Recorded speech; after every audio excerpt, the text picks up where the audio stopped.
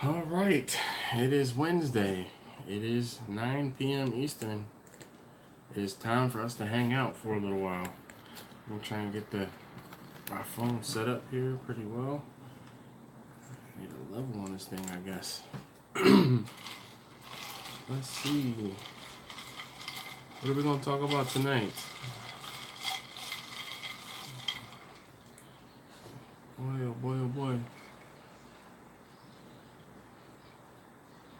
You already know what time it is. Do you know what time it is? Tell me, do you know? Oh no. No beer for me, not tonight. J Ultra Gold, how are you this evening, sir? Jeff, how are you? Out of Order Barbecue. Benji, how are you doing? Well, thank you very much for commenting about the FAQs. I took a chance with this whole. Sorry, I'm trying to find something to put my. Hold on. Safeway's got stuff on sale. Let's see what we can find real fast. Buy one, get one. Bonus Kill Express. Alright. Kirk. Hey, yo. It's AYEYO. Hey, yo. But that's awesome. Alright, Don. Welcome to the party. Don said it's his first time.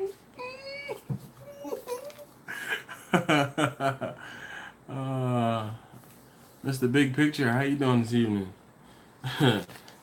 Don said it's my first time. Oh man.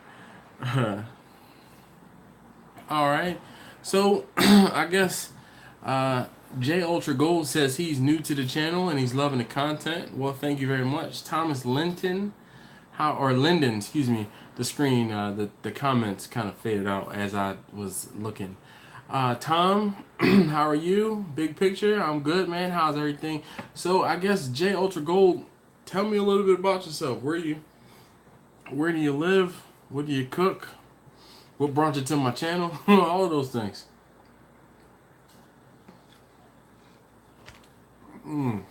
Man, got a little clear in Sierra Mist tonight. Good. So my goodness. There are 12 of you on the live stream. If you could, please leave me a thumbs up. That greatly helps these videos be seen by other folks. And my channel can help and grow and do other things like that, which is pretty awesome. And I've been trying to keep this wave, this trajectory that we have going. So if you could, please leave me a thumbs up. I'd greatly appreciate it. It helps a lot. I know, YouTubers ask you guys to do that, but it really is true. The thumbs up help with the engagement on the videos, and yeah. For smoker bit. Alright. So J Ultra Gold, what does the J stand for? And random, I met Nelly while under the arch when I was in St. Louis, probably 15 years ago. Random. Louis K. How are you this evening, sir? Alright. See, I can't remember. I guess it's Chenin. Sorry. I remember you phonetically. Alright, Jamal. Chi-Town in the building. Real name is Trey. Alright, Trey. Thank you. You've been commenting on the videos, and I'm like, I don't know what to address you as. Big week coming up. What do you have going on, Louis? Louis, does it matter? Do you prefer? Does it, tell me. Or I could say Calamatas. Yeah. 4 racks and a brisket Saturday. How you get 4 racks? What kind of racks you doing? You doing, well, so I always say, when I talk about baby back ribs, I call them racks. When I talk about spares, I call them, man, what is it? Why can't I think of it? It's on the tip of my tongue. Alright, Terrence. No. Okay.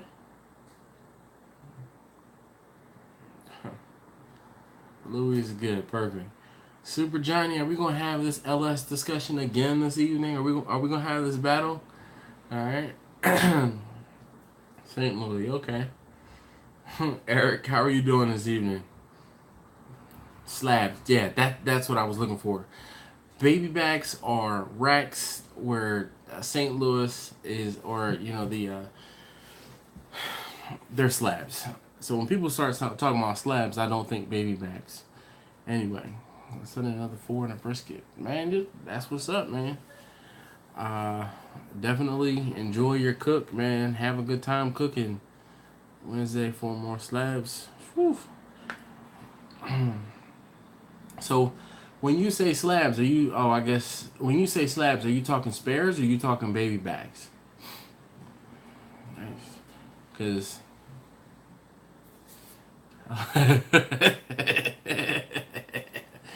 Super Johnny's funny. This is why we're friends. I'm good, Sonny G. How you doing, sir? How's everything with that new smoker you have? You fired it up lately? Super Johnny. This is what's up. I'm getting to know you guys. You guys obviously, unfortunately, or as it unfortunate as it may be, the conversations a lot of times I do a lot more talking than I do, hearing from you guys. So I really do enjoy these live streams. We can have back and forth. Big B barbecue here. What up, Dash? Thanks for the tips you gave me 2 weeks ago about pricing. No worries, Brian. Got a new smoker, and I like to. Yep, like you said. So, Jarrell, shoot, Jermel. That was what it was. Jermel. I need to start writing stuff down so I can kind of keep track of what's going on. Not yet. Still waiting to use it. Okay.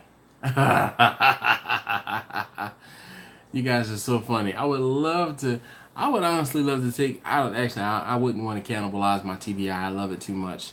I wouldn't mind taking a TDI or doing a TDI swap into that Dodge. That's funny. He said, LS swap Dash is old Dodge. Yeah, right. That's what's up. Louis, man, you killing the game. Oh, Tom. I see you there. I see your comment. Jamal, sorry. You said it last. No. So, funny story. I used to work in a bank. I used to work at a bank inside of a supermarket, and there was a guy that came in. I'm gonna tell you how and why. I'm really good at pronunciation of names, and I'm even better at Greek names. All you have to do is usually tell me the name once, and I can see. Growing up in Philadelphia, I know plenty of Greek folks, but this guy used to come in. His name, you guys ready for this? His name was Hippocrates Soteropoulos. I couldn't spell it. Can't spell it at all. But he loved me because I was the only person that did not call him Harry. And whenever I addressed him, I typically addressed him as Mr. Soteropoulos. Loved me. He's a millionaire. He was the first person to hand me $1 million+ check. When I used to work at a bank, the second day I worked at a bank, second day I went to the branch, I had to count $250,000+ in cash. I was completely turned off to like big amounts of cash. Like sometimes you see a huge amount of cash and you're like, no. When he handed me the first $1 million+, $1 million+ check, I was like, damn. Can you imagine? Like, can you think about how much money is in the funding account for this check? And he used to just come and casually, drop the checks with the envelope on my desk, and he'd say, "Oh, do something with this." He'd say, "Do something with this. Put it in a CD for me for 7 days." Yo, that 7-day CD, he used to make more money in 7 days than I did all damn year off of that $1 million. No BS. And again, Hippocrates Soteropoulos. I'll never forget his name, and I will never forget. I will never forget seeing $1 million+ check for the first time. He owned an oil refinery. Yeah. Nah, man, cash is not king, not anymore. Cash is king for doing small transactions, but when you talking $1 million+, No, sir. When you talk more than $10,000, give me a check, bruh. I'm cool with a check. What's going on, Andrew? I saw you pop up in here. Make some more comments, you know. That would buy you a lot of brisket. A lot of brisket and a lot of LS swaps. LS swap. Now, then we could talk about LS swap in the world. Big Reggie Reg. Shoot, Mr. Morales, I want to do what he did too. So here's the thing. It's not really a PII violation. One, because I don't work for that company any longer. And two, because I don't know what, or I didn't tell you guys where he was, but if you want to look him up, I'm sure you probably can. No turkey legs tonight. Just did. So Brian says he just did 3 briskets, 2 picnics, 8 short rib chucks, 20 chickens, 4 pans of mac, and 3 pans of garlic potatoes last weekend for a catering gig. That sounds like you were pretty busy. Big Tom, how you doing this evening, sir? Yes, that would be a lot of LS swaps. I'm trying to get my. You guys know I use my phone, so I'm trying to. Sometimes when I move around too much, it doesn't like to. $10. I can try to carry more than $10 in my wallet, and then I keep a couple $2 bills on me as well.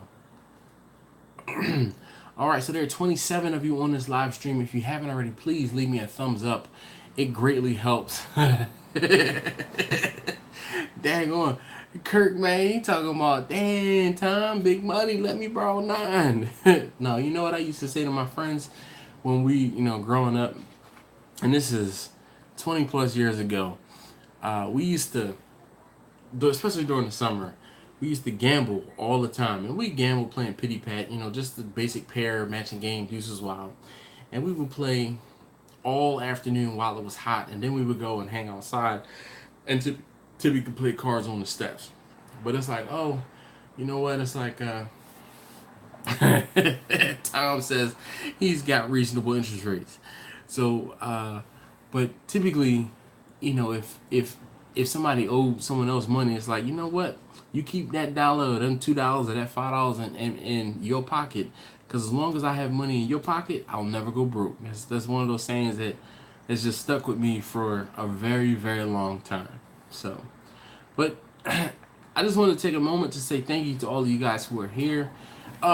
Please give me some insight on what you guys think about the FAQ series. Nick, how are you this evening?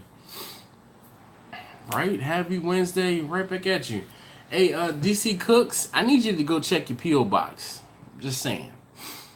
John, how are you this evening? What's my favorite barbecue side? Beans, mac and cheese, baked potato. As I've gotten older, I'm fonder of potato salad. I did not used to like potato salad at all. Huh.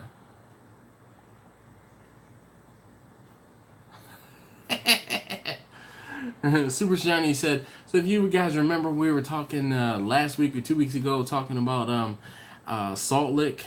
So he says, so on the back of my bottle of Salt Lick sauce, it has a story of Salt Lick. Guess what? It was a deer. I just had too many cervezas that night. Mark, how are you this evening? Your P.O. box. Your P.O. box. Tom Z says he's loving it. Amish or American tartar salad. So, I like potato salad with egg. So, neither. DC Cook says, I knew it. I told y'all it was deer. Hey.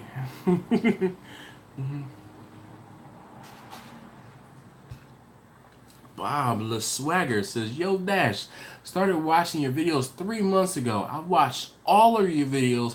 Keep the videos coming, big homie. I got you. Now look, Super Johnny says, I said deer from the get-go, but it's all good. He said, Kirk he's correcting me. It's tater salad. Forgive me for saying potato. All right, Caribbean Dish, how are you this evening? Aaron, All right. No, I did. We talked the last time about your name because I told you that I have a younger brother named Aaron. Mexican street corn salad. So I've made Mexican street corn like once or twice. I found some sort of seasoning. It was like a Parmesan something with the seasoning. But it was great on the corn, man. That makes me, and reminds me, I need to go ahead and make some corn soon. John Lopez says, "What's up, everybody?" So there are 33 of you here on the live stream in 15 minutes. That just boggles my mind that you guys want to hang out with me. Hold on, time out. Boom. All right, I'm giving you guys a high five, and we're going to do boom, boom, twice because I just, man, I really thank you guys for hanging out with me. Cheese wants to go. No. So, Nick, I've actually... Okay, you ready for this? You want me to tell you how many times I've made macaroni and cheese? How many times I've cooked macaroni and cheese? Anybody want to take any guesses on how many times I've ever, in my lifetime, made macaroni and cheese? We're going to give it a minute or two. Aaron says, "What's up, John?" Andrew. All right. Yep, he knows what's going on. Yo, for those of you that, want to do the pound, yep. Have I done roadside chicken? I cannot say that I have done roadside chicken. So I've never smoked corn. Gosh, you guys are just like a wealth of information here. Kirk, who's over on the Eastern Shore, he says, "Speaking of corn, who smokes their corn still in the husk? Anybody smoke their corn still in the husk?" Tom C says he puts horseradish in his potato salad. I guess if you had any issues with your sinuses, that probably will help that out. So Bob LeSwagger says 3 times. Jew Gold says 1. Aaron says 2. New Wave Dave 77 says 1. Mark says 3. All right. Eric Clapper says, "Hey everybody, FAQ series is good. Doing some baby backs and beef shorts this weekend for your mother's birthday." That's what's up. Tell Mom Dukes I said happy birthday. So there's 10 kiddos. No problem, Brian, man. Hey, I really appreciate you asking questions. I don't have a problem asking a question, just as long as it's not too crazy. So Kirk says never. Tom C says 1 time. John Lopez says he does corn the same way.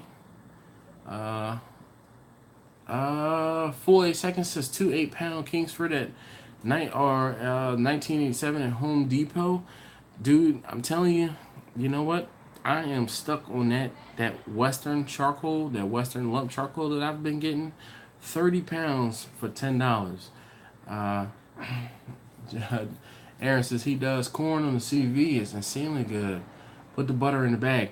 I have done, I didn't do corn, but what I did was carrots. I did some carrots with some butter and some brown sugar. Man. But DC Cooks, I guess we on another level. Because is there anyone else in the room that has a sous vide? And to answer the question, I have cooked macaroni and cheese exactly 1 time. You know why that is? Because typically I'm not responsible for making the sides. I make the meat. But that 1 time I made macaroni and cheese, I actually smoked the cheese. You guys saw that video from, a year ago probably now, I feel like. I smoked the cheese, and it was for a competition that I was having at work. So there was like National Macaroni and Cheese Day, and one of my coworkers came up with a bright idea that we were going to have a little competition. And the first time I made macaroni and cheese, the first time I'd actually technically entered any sort of competition, I won the competition, and I got a great big... Ready for it? Pat on the back. Alright. Also put in the grill over charcoal. Kirby Q, what's going on? I saw that as well. I grow corn in a couple layers of husk. Not all of it. Comes out great with just the right amount of char. Usually when I cook corn, I put it on with the husk. I'll soak it, and that's just so the husk doesn't burn up. But, yeah. So out of order barbecue, that's Jeff. He says, "I've had corn smoked in the husk at a friend's house. It was pretty awesome. Put butter in with it under the husk right on the corn." Heck yeah, man. Aaron, who was Just Forget It, he says, "Hey, full 8 seconds here in Tennessee. That Kingsford is $9.99 for 2 18.7 Pond bags. I figured he means pound, but it's cool.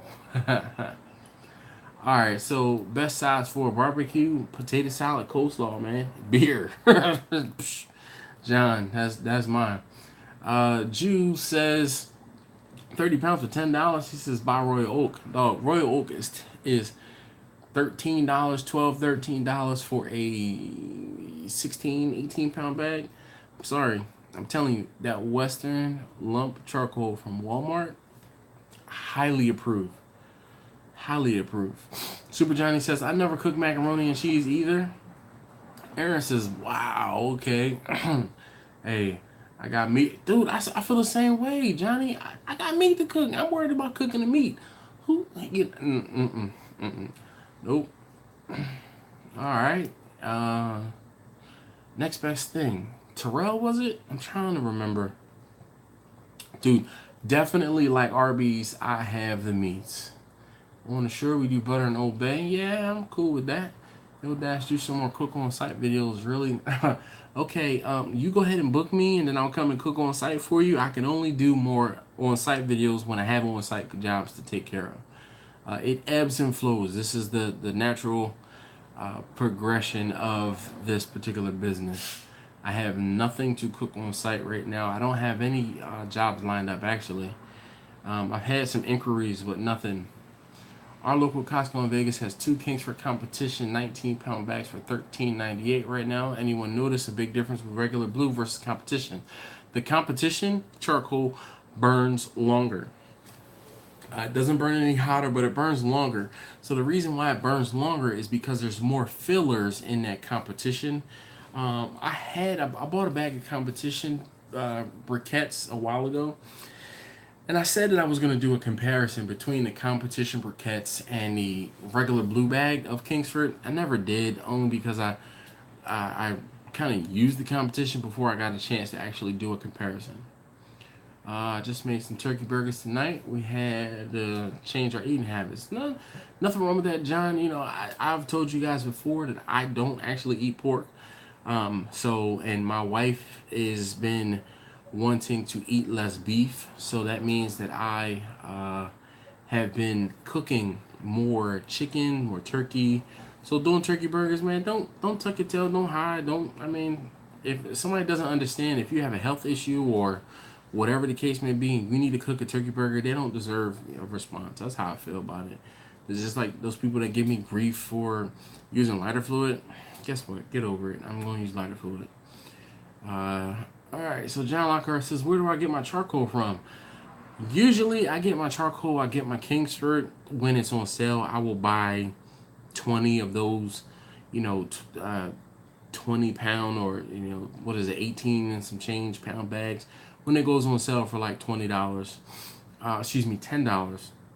Usually, I'll spend $100 to $150 on charcoal, and it'll last me all year long. At least it has been. Okay. J Ultra, I completely understand and misread your exactly. Bye Royal Oak. I get it, definitely. Trey, sorry. I'm trying to get you guys names, but you guys know how you go into a place, and if you're the new person, you have to learn 30 or 40 people's names, but if you're the person that works there and there's one new person that comes, you only have to learn one.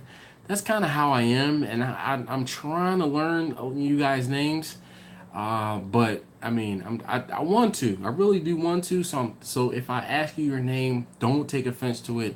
It's just that, like, currently there are 36 of you guys in this or on this live stream. Some of you guys who don't have your names as your user ID. I'm trying to learn your names. I'm getting better. I'm trying though. I'm trying. So be patient with me. What happened to the double drum horizontal I was making a while ago? My buddy Andrew and I were just talking about this the other day. It is still sitting in my garage. I just don't like it. I don't like the way that it turned out. I was telling him that I am possibly going to be making a new grill out of a drum. My charcoal grill, my big long charcoal grill is a little tired. I'm thinking I might go ahead and upgrade it and make myself a new grill out of a out of a 55-gallon drum. Let's see. Wiley World sells Royal Oak for 2 cents less than Western here in Tidewater. But the problem is with the Royal Oak is only like a 15 or 16 pound bag, 18 at the most, for $9.96. That's still 30 pounds for $10 versus 18 pounds for $10. I'll take the 30-pound bag all the time. For the people.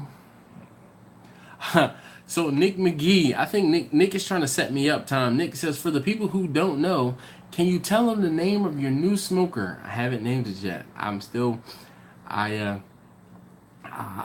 haven't. So this is the problem. When I bought Vicky 4 years ago, I didn't have this audience I had. So when I started putting up the videos and I was just saying, oh, it's the insulated smoker, oh, it's the new insulated smoker, there was nobody to give me grief for not having a name right away. I cooked on that smoker for a month and some change, and then it hit me because Vicky was putting me through. She gave me the blues the first couple times I used her, and I had a friend named Vicky who it reminded me of. So I was like, you know what? Yeah, she's Vicky the vertical smoker, and it just stuck. John, turkey burgers are good. They just need a little more seasoning, and beef, I think, still good on the grill. A lot of times I leave well enough alone when it comes to burgers. You guys have seen me cook burgers. Super Johnny says, I used to use only Royal Oak Luck, but he switched to Kingsford and haven't looked back. Burns way longer. So the thing about the Kingsford, and this is one of the things that some people don't like about Kingsford, it's got fillers in it, or it has. I hate saying got. It has a lot of fillers in it compared to the Royal Oak or to any lump charcoal. So that's one of those things you kind of have to adjust. What I used to do was use a mix of Kingsford briquettes and lump charcoal, so I was getting the longevity of the Kingsford, but with the additional flavor and smoke that you could get from just using lump charcoal. You guys, if you are trying to cook something, and you're like, when I did those, oh, you guys will see the turkey leg video tomorrow. I did not actually put any wood into the Sammy, the big green egg, when I was cooking those turkey legs. That the video is coming out tomorrow, but it had a very nice smoke ring in it because of the Maillard reaction and the fact that I used the Western lump charcoal. All right, all good, bro. You know my name. Hold on. So there's a username here. It says Eric Moreno. I don't know. He asked me if I know what his name is. I don't know. Hold on. Let me sip on it and think about it. Super Johnny says I need more thumbs up. So if you haven't left me a thumb up, if you haven't thumbed up this live stream, please do. I'd greatly appreciate it. Alright, so Trey says, try homemade chicken burgers. I'm liking those better than turkey burgers. I'm not that big of a fan of chicken burgers, especially not homemade, because that kind of has the, not consistency, but it reminds me of meatloaf. You know what I mean? Alright. John says, yeah, just give us nicknames. I would let, you know what, Juice says just give you, yeah, well, J Ultra Gold says just give you guys nicknames. But see, here's the thing. If I give you a nickname and someone sees your username, they might not be able to equate what I call you as your nickname to your handle or your username. So that's why I kind of want to address you as who you are, your name, or your user, ID or your handle. I just pet peeve of mine. I like calling people by their names. Jimmy Sims says, hey, it's Jimmy from Appleton, Wisconsin, that is. My question is to you is, where do you get your hickory and mesquite logs from? Up here in Wisconsin, it's very hard to get only in very hard, and you can get it only in bags. So personally, I have never cooked with hickory or mesquite. But if I were looking for hickory or mesquite, I could go to Lowe's, Home Depot, or Walmart. Even like Ace Hardware, they do sell them in bags. I do not have access to logs. Again, in the where do you get or what type of wood video, I talked about geography and what type of wood is available to you. And usually what you cook with is immediately dictated by where you live and what wood is local and available. Eric, yeah. Yep, that dude, Bob LeSwagger says, I use lighter fluid as long as you make sure to burn it off to the white coal barbecue. Oh, yep, that's it. Mark, no, I have not, because from what I understand, this is going to be a fairly costly repair because what they're going to have to do in order to get in to at least diagnose the problem. Now, I did buy something that I could hook up like shop air to the ICP, I think it is, and that will hopefully point me in the direction of where the valve, where the oil leak is. But my problem is it's working, and I don't want to brick my van that works trying to fix something and then have to pay to get it towed somewhere to get it repaired. So I'm trying to just save up a couple dollars and then take it somewhere and have it fixed, because this is a little above my pay grade basically. I bought 16 bags of charcoal from Academy for $2 a bag, so I bought like 40 to 50 bags of mesquite and regular.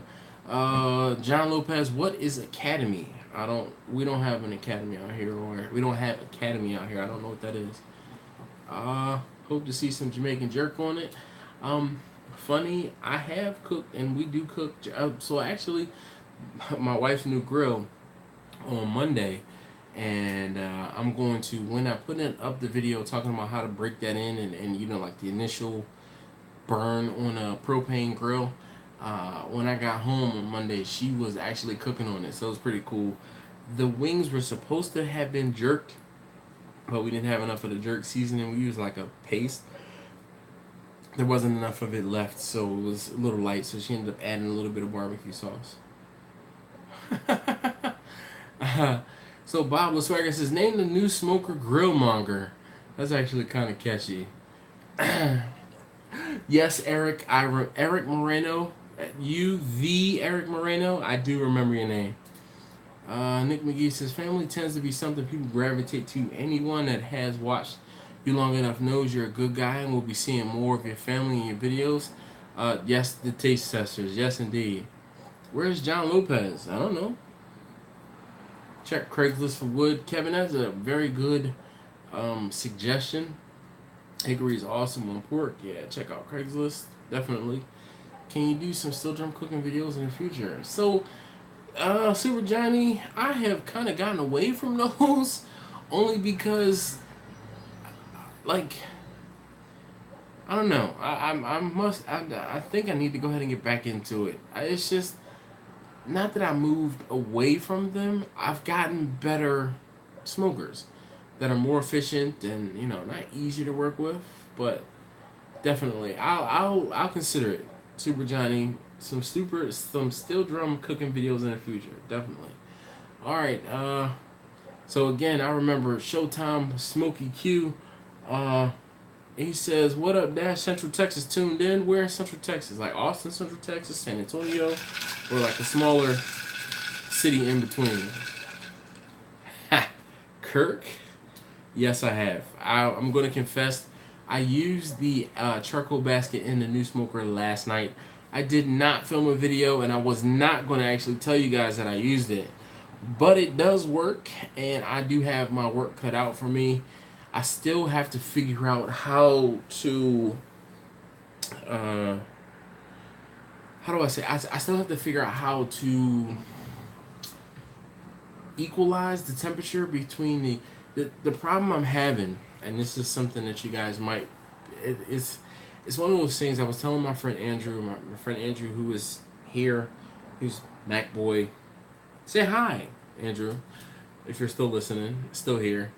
But I was telling him earlier, it's one of those things where I would kind of need to show it to you, and when you see it in real life, when you see it in 3 dimensions, you'll understand what I'm saying and why I'm having difficulty trying to get it to do what I need it to do, versus what you see in the videos, because it's 2-dimensional and they're dark in the smokers and it doesn't come out necessarily on camera, and it's hard for me to try to explain. And I am by no means an artist, and what I want to do is up here, just like when I made the charcoal basket. I didn't have any sort of plans. I just made measurements and then I just did it. So hopefully you guys can understand and can be patient with me. I feel like an automotive YouTuber who just bought a new vehicle and you're like, why isn't it done yet? Like anybody by a show of hands, or like let's do I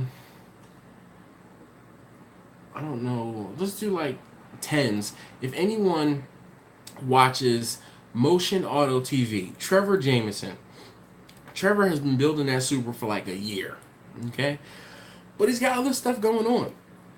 I kind of feel like that's how I am trying to, like, I'm trying to be patient. But the problem is, I have other things going on. But you guys are like, hey, when's the next video of you showing the next update on what's going on? And I'm like, guys, I know. All right, so, Eric says Academy is a sports and outdoor store. It's okay. So, John, where I am on the East Coast, and actually, funny enough, used to work for this company. It's called Model Sporting Goods, and then we also have Dick's Sporting Goods. There used to be Sports Authority, but Sports Authority closed. Loving the information. All right, Ray Mack, no problem, man. Ray Mack, man, I should be asking you for some advice. Your channel is doing, you doing big things. Like, seriously, I'm a fan. Like, definitely.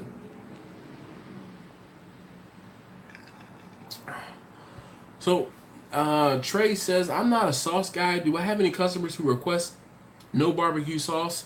And if so, do you season your food different per that request? No, I don't. I season my food the same way. And I do have a couple of folks who, one of my buddies, my buddy Roger, when he orders ribs, he's like, hey, I need ribs, no sauce. I have another friend of mine, my buddy Taj. He's one of my best friends from back home. Taj, his wife, I think, doesn't particularly care for barbecue sauce, and I've smoked ribs for them, and I do them naked. I have a coworker buddy of mine named Dane. Dane also, he got wings for the Super Bowl a few years back, and he wanted 50 of them sauced and 50 of them naked. And I season stuff the same, and it turns out fine.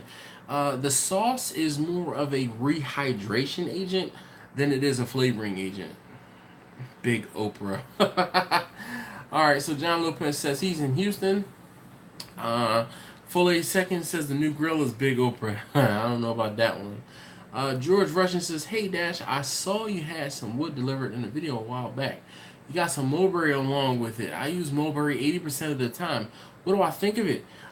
Mulberry is not bad. Oddly enough, and it's good that you noticed that there was mulberry in it. And the mulberry is not bad. It is a light flavored wood. There is a wood, I think is locust. I don't particularly care for the way that it smells and the way that it adds smoke to the food. It's a little bit much for, like, if mulberry and oak are kind of on the same level, and then like fruit woods are also on the same level, locust is just a little bit much for me. But George, really appreciate that, because you use what you have available to you, pretty much. BC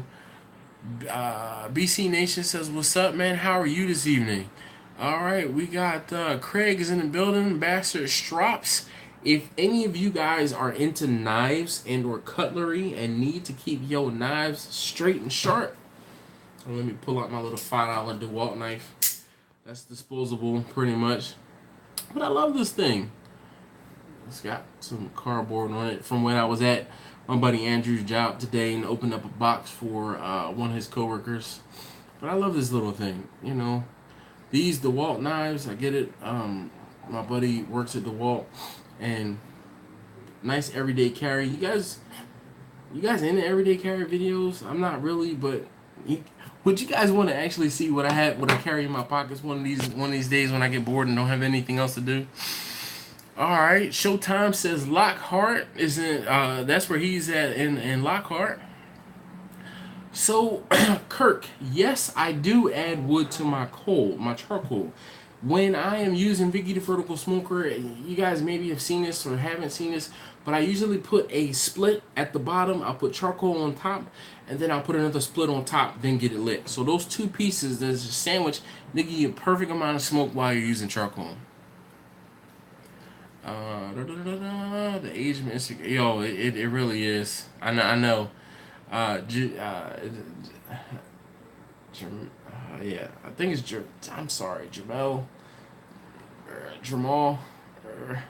I apologize. So MacBoy212 says, do I use the pellet smoke tube anymore? I have not used the pellet smoke tube because, one, I have a bunch of legitimate smokers now. When and or if I will use the pellet smoking tube more, it's for smoking cheese, and I just don't smoke cheese that often. But now that I have a vacuum sealer, I might actually start smoking cheese a little more often. Wow. Yes, Tom sees this gotta go to moves, man. Ah, whew. I wish I had $1 for every time I heard gotta go to moves. We used to have loops of tape, and I apologize. There is a little bit of a delay here. I'm a couple minutes behind in the comments. Oh my gosh. So, but definitely time. Gotta go to moves. Outdoor gourmet charcoal briquettes. What? I ain't paying nothing for that. You put all of that stuff in front of charcoal briquettes, you try and charge 2 or 3 times as much. Optic Burn says, hey Dash, I just found your channel yesterday. Fly Eagles Fly. What? Yes. I looked, but I was wondering if you have a video smoking chicken your way. Watching you smoke 30 pounds of chicken blew my mind. Why? Well, why 30 pounds of chicken? Why does it blow your mind? Ridge charcoal, what about it? No problem, Craig, man. You know, you late, you on time, you write my book either way. Where'd Eric Moreno? I guess John Lopez, Eric Moreno is looking for you now. Or excuse me, John Lopez is looking for Eric Moreno. All right. My rule is it smells tasty when you cut it. Wait, George Russian says, oh, he says if it smells nasty when you cut it, don't use it. All right. Nick McGee asks, how did I learn MIG welding? YouTube and practice.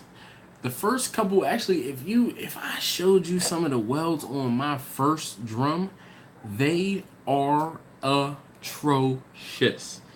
And I didn't even know I was doing it wrong, because here's the thing. The metal melted and it stuck together, and I'm like, yeah, I'm welding. I'm doing a great job. Until I started really watching a lot of people weld. And man, I was messing up. No, it's not an auto knife. So the whole thing is there's a little flip thing here, and I don't know what that is called. But I've gotten to the point where, oh, let me back up. So you push this down and fling it at the same time, and then it makes that dramatic noise. Yep. No time. Spring-loaded knives in Maryland are actually illegal, I believe.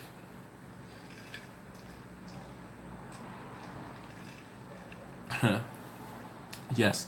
Practice definitely makes perfect. So, I'm trying to get my buddy Andrew. One, he has a welder sitting in my garage that he owes me $100 for. Yeah, what? Yes, Showtime, Smokey Q. Hey man, like hustle is hustle. You can't teach that, man. It's one of those things. People say, oh, I don't have time for X, Y, or Z. You know what? My first response is always sacrifice sleep. I could tell you for a year and a half, I survived on 2 to 3 hours sleep a night, if that. And there were plenty of times when I would get less than that. Juice or J. Ultra Gold says you can't spell hustle without STL. St. Louis in the building. Everybody has time. That's a poor excuse. I say the same thing. You get the same 24 hours in a day, and I will sacrifice sleep for whatever it is. So anyone who says, and this is one of the things, so Showtime Smokey Q says, I dig your video consistency. Now, the consistency of the fact that I put out a video at least every Tuesday and Thursday, because I can't tell you how difficult it is, and this is another one of those conversations that it was just right on time. I went to my buddy Andrew's job today, and I was telling him about how I said to myself I was going to put a self-imposed schedule on myself where I was going to put up 2 videos a week, and the 2 videos a week would mean that I would not stress myself out, because if I have to put up 2 videos, that gives me 5 days in a week, usually to film one day, to edit one day, to do all the stuff that has to be done on the back end on YouTube one day, and then put out a video. Huh. Yeah, I will tell you the best experience with a catering customer, sure. But the whole thing is, with these FAQ videos, have you guys noticed I've been putting out a video every single day for the past 2 weeks? Yeah. It's not been easy. Now, granted, the good thing about filming these FAQ videos is last week I filmed 4 videos in a span of probably about 25 minutes to half an hour. But that's 30 minutes of footage I have to break down into 4 separate videos. I have to edit each of the 4 videos. I have to upload each of the 4 different videos. There's a lot to do on the back end. And there's just, I'm not saying I'm stressing myself out, but I don't want to get burnt out. There's plenty of YouTubers who are burnt out. Buddy's talking again. There's been plenty of YouTubers who are burnt out, and I don't want to do that. I do not want to do too much too fast, go too hard. No problem, Eric. Wait, is your name Eric? I'm not sure. I think your name might be Eric. Thank you very much for taking notice, and thank you for watching. Like, seriously. I know full well how much of a grind that is. It's daily video content. It's no joke. Yep. It doesn't even count editing, rendering, uploading, thumbnails, etc. Well, DC Cooks, he says, I appreciate the hard work, Dash. Thank you. I appreciate your appreciation. All right. John Lopez says he also says he appreciates all the videos you've done and he's enjoying them. You can. How you gonna burn out if you get complacent? Man, do you know how difficult it is to coming up with original ideas and original content to make sure that this stuff doesn't get stale? Complacency is nothing. I guess maybe pushing myself to do different things will help with that. Woohoo! I got his name right. Alex Hernandez says, where can I buy picanha in Maryland? I got it from across the street from the Restaurant Depot in Baltimore, right on like 648. I can't remember the name of it. Let's mute that. You guys are talking for an hour. Alright. So Nick McGee says, can I tell us my best experience with a catering customer? So recently, the second video I did where I was cooking on site for the lady, well, you guys didn't know, but I was cooking on site for a woman, and this was the Sunday cook. Remember, I had one on Saturday and one on Sunday, and it was a graduation for her son. Her son was going into high school, and she was having a party for him. And she told me, she said, I have a lot going on. And I'm like, all right, well, what's going on? You know, talk to me. Tell me what it is that you want me to do. I can do as much or as little for you as you need. When we first started talking, she wanted me to do some pulled pork. She wanted me to do some brisket. And she said she didn't even eat the meat, so she really wanted me to do some salmon for her. And she said, you know, I'm going to be completely honest with you. I'm moving. I'm getting my son out of high school. Out of elementary school or middle school. He's going into high school. I'm moving. And she's like, I have this going on and that going on. I said, listen, I want to be the least of your worries. All I need you to do is tell me what you need, and I'll take care of it for you. She says, okay. Once we finally got the numbers squared away for what exactly she wanted, she told me, all I really want is hot dogs, or she said, basically, all I can afford is hot dogs and hamburgers. I said, no problem. I will take care of that for you. And just like I said, in true fashion, in true form, this is when I was in, I told you guys I was in PG County, and I had a little bit of a pavilion over my head. I went down there, and half an hour setup, half an hour breakdown. I have a 2.5 hour minimum for on-site cooks, okay? That includes 1 hour for me, because of the half hour setup. If I'm coming to your event and you tell me your event starts at 3 p.m., I need to be there early and ahead of time so that I can cook, have stuff cooked, I can have the grill going, and have food ready for your guests at 3 o'clock. There are going to be some people who come at 3, and there are going to be some people who don't come until 4 or 5 o'clock. I'm preparing for those people who are coming at 3. They're going to get the hot and fresh food. You know what I'm saying, guys? So there was something that was going on. There was something that was going on, and she forgot something at home, so she had to leave. She left about 2:45, and I had gotten the grill started, you know, charcoal going. Yes, I used lighter fluid. For all you butthurts about you know, lighter fluid. I used lighter fluid, got the grill going, and I got the burgers on the grill, got some hot dogs on the grill. By the time she got back about 3:15, she comes back and she starts telling the early bird guests, "Oh, you know, my man on the grill, um he's gonna have something ready for you in a few minutes." I'm like, "What are you talking about, a few minutes? I got food done now." I said, "What time did I tell you I was gonna have food done?" Just like that, you know. I'm real. Just like I tell you guys, I don't sugarcoat anything. I'm like, "What time did I tell you I was gonna have food done?" She's like, 3. I said, "What time is it?" It was like 3:15, and I'm like, "Dude, I got it done. I told you I would be here. I'm here. I told you what time I would have it done. I have it done." And she was so thankful that she didn't have to lift a finger. She didn't have to follow up with me. She didn't have to do any of those things. So now there are times where I drop the ball. I've forgotten I've forgotten food. I've told you about times where I've forgotten food. There are times when, you know, I've forgotten people. Like a friend of the family, she texted me. I guess it was a Saturday before Father's Day. She texts me and she says, "Hey, you know, my friend is having a party for her daughter's graduation." She's like, "Can I get a couple pounds of brisket?" I'm like, "Yeah, sure." That was like Monday or Tuesday of the week. Saturday morning, she texts me and she says, "Hey, what time will the brisket be ready?" And I'm like, "Oh damn, oh damn, oh damn, oh damn, oh damn, oh damn." I totally forgot. And it happens. I'm human. There are times when I mess up, and I'll admit to messing up. And I told her, I said, "Look, I'm sorry." I'm like, "Don't kill me, but I forgot about the brisket." And I'm like, "It's no time for me to cook a brisket for you." I'm like, "I have one in the house, but I can't get the brisket done in like 3 hours. I just can't. It's frozen. There's no way." And I was completely honest with her, and she was understanding. And so what I ended up doing was I had some chicken that was an overage, and I ended up giving about 4.5, maybe 5 pounds of chicken to the girl who wanted to have brisket. I know chicken is not a viable substitute, but um, it is what it is. All right, so let's see. Punctuality is key. I hear my son Alex Hernandez, definitely. Thank you, sir. You guys saying hi to my oldest taste tester.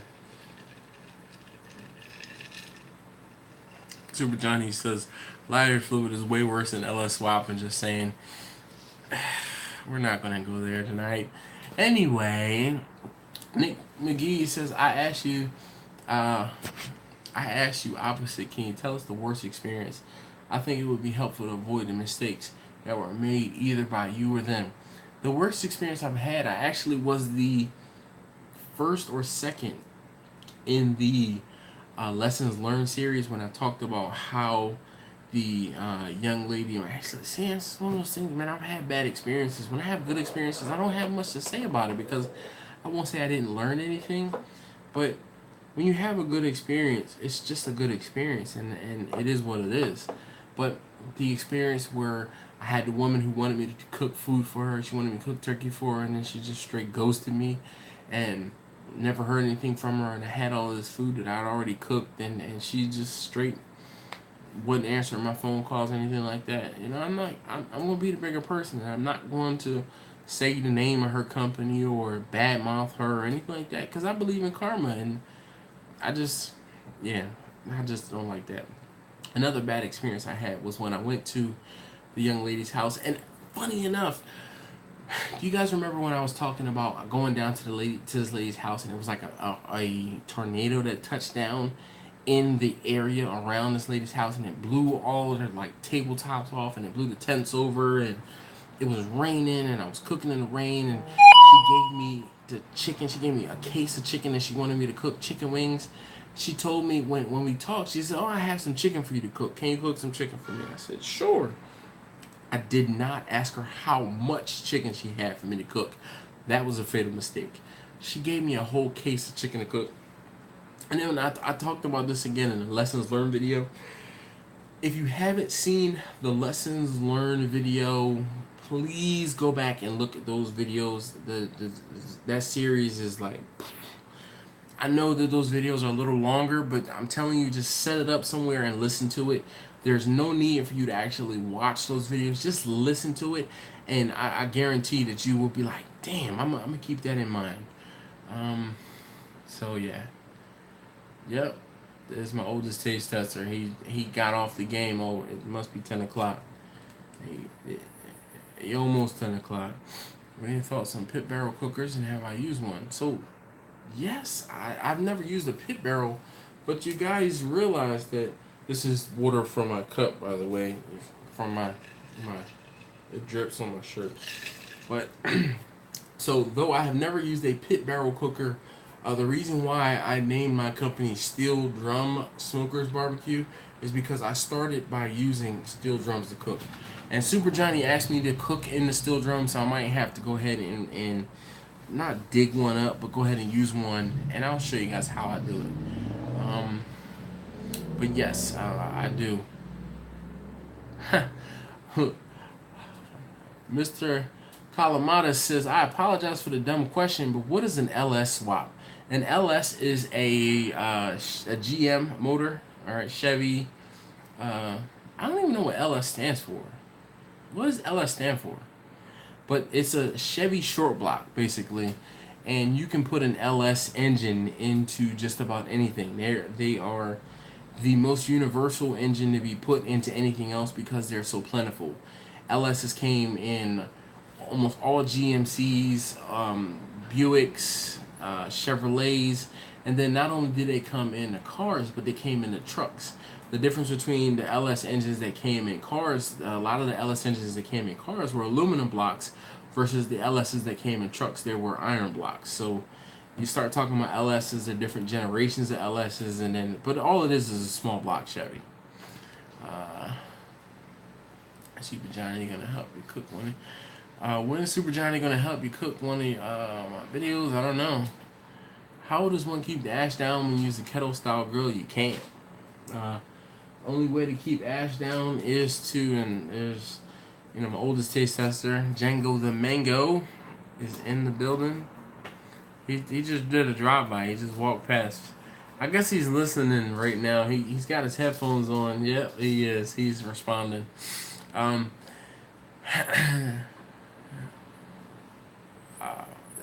Django the Mango. We gotta work on your spelling here.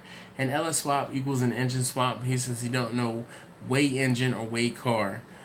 We live very far apart, Kurt. Yeah, buddy. Django, what's up, man? You need to jump in one of these videos. Here, come here, Django. Come say hi to everybody since you're down here.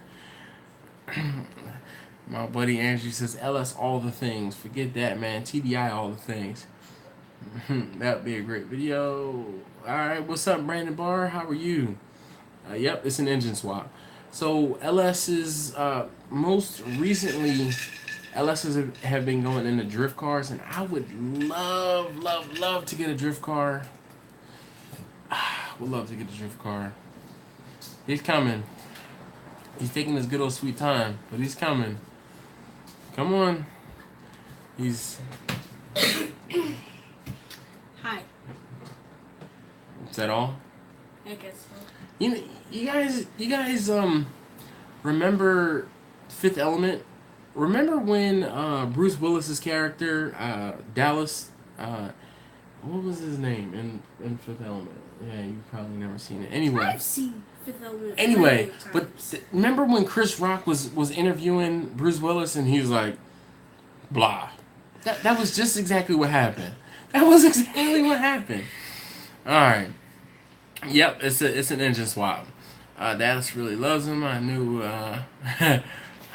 I do not like LS swaps. Raul Flores says Louisville Slugger. Nope. Dude, I know a little bit about a lot. That's how that works out. Any opinions on the Oklahoma Joe smoker? I have actually used an Oklahoma Joe smoker exactly one time. I had a cowboy ribeye that I had marinating. Actually, I didn't even have it marinating. One of the parents from the school she invited us over to her house, with their house, and you know our kids, my middle taste tester and her son are in the same grade. So she's like, oh yeah, come on over. We're having this birthday party for him, and you know, or actually she just invited us that time. So and she said, oh, you know, you do barbecue. My husband went out and bought this smoker. I'm like, what? He bought this smoker and he wants you to come over and try to show him how to use it. I'm like, what? All right, sure. So I said, well, you know what? Just so happens I have this steak. I'll bring it with me. I'm sure she's thinking it's some little teeny little steak. And I brought over a cowboy ribeye. That thing cost me $30. And I said, you know what? They invited us to their house. I'm going to show some hospitality. I'm going to bring a big old piece of steak. And I cooked that thing. I reverse seared that thing. When I say it blew his mind, what? Yo, I like that Oklahoma Joe. I don't necessarily have the room for an Oklahoma Joe. But, oh my gosh. Yeah, I would love to get one. Luxury Sport is what the LS stands for. Thank you very much, Manny Fresh. Appreciate you. Have I been asked to do a whole hog? So George Rushing says, have you been asked to do a whole hog? I got asked to do a whole hog exactly one time. And I talked the folks out of doing a whole hog because it was going to be very expensive and very time consuming. That's one of the things that most people don't understand. The company I was working for, which is still the same company I work for currently, but the building or the contract I was on, they were having a picnic, a cookout. And the program manager or the site manager, he's like, I want to have a luau basically in the parking lot. I'm like, okay. So when they talked about how they were going to have this big barbecue, I said, hey, you know, I went to the admin. I'm like, hey, you know, I do barbecue, right? Like, is there any way where I can help out and put some money in my pocket? She said, sure. We'd much rather pay somebody that works here to help out than pay someone outside of the company. And I'm like, yeah, great, cool. So when I sat down with the guy and the admin, he's telling me he really wants to have like a whole hog cooked and this and the other. And I'm like, okay. I said, this is what I'll do. I said, I've never cooked one, but I'll look into it, see what exactly is needed. I'll come and I'll talk to you tomorrow. I go back and I tell him tomorrow, and I'm like, listen, a whole hog, and they're talking about for 400, 500 people, because this is a whole site. Now they're inviting not only just our site, but other buildings in the area to come and partake in this picnic, right? And I said to him, I'm like, yo, a whole hog, as big of a whole hog as you want, you're going to be like 150, 200 pounds of whole hog. I said, and that's going to take me probably 20 some odd hours. It could take me a whole day to cook it. And I said, you're going to have to pay me per hour.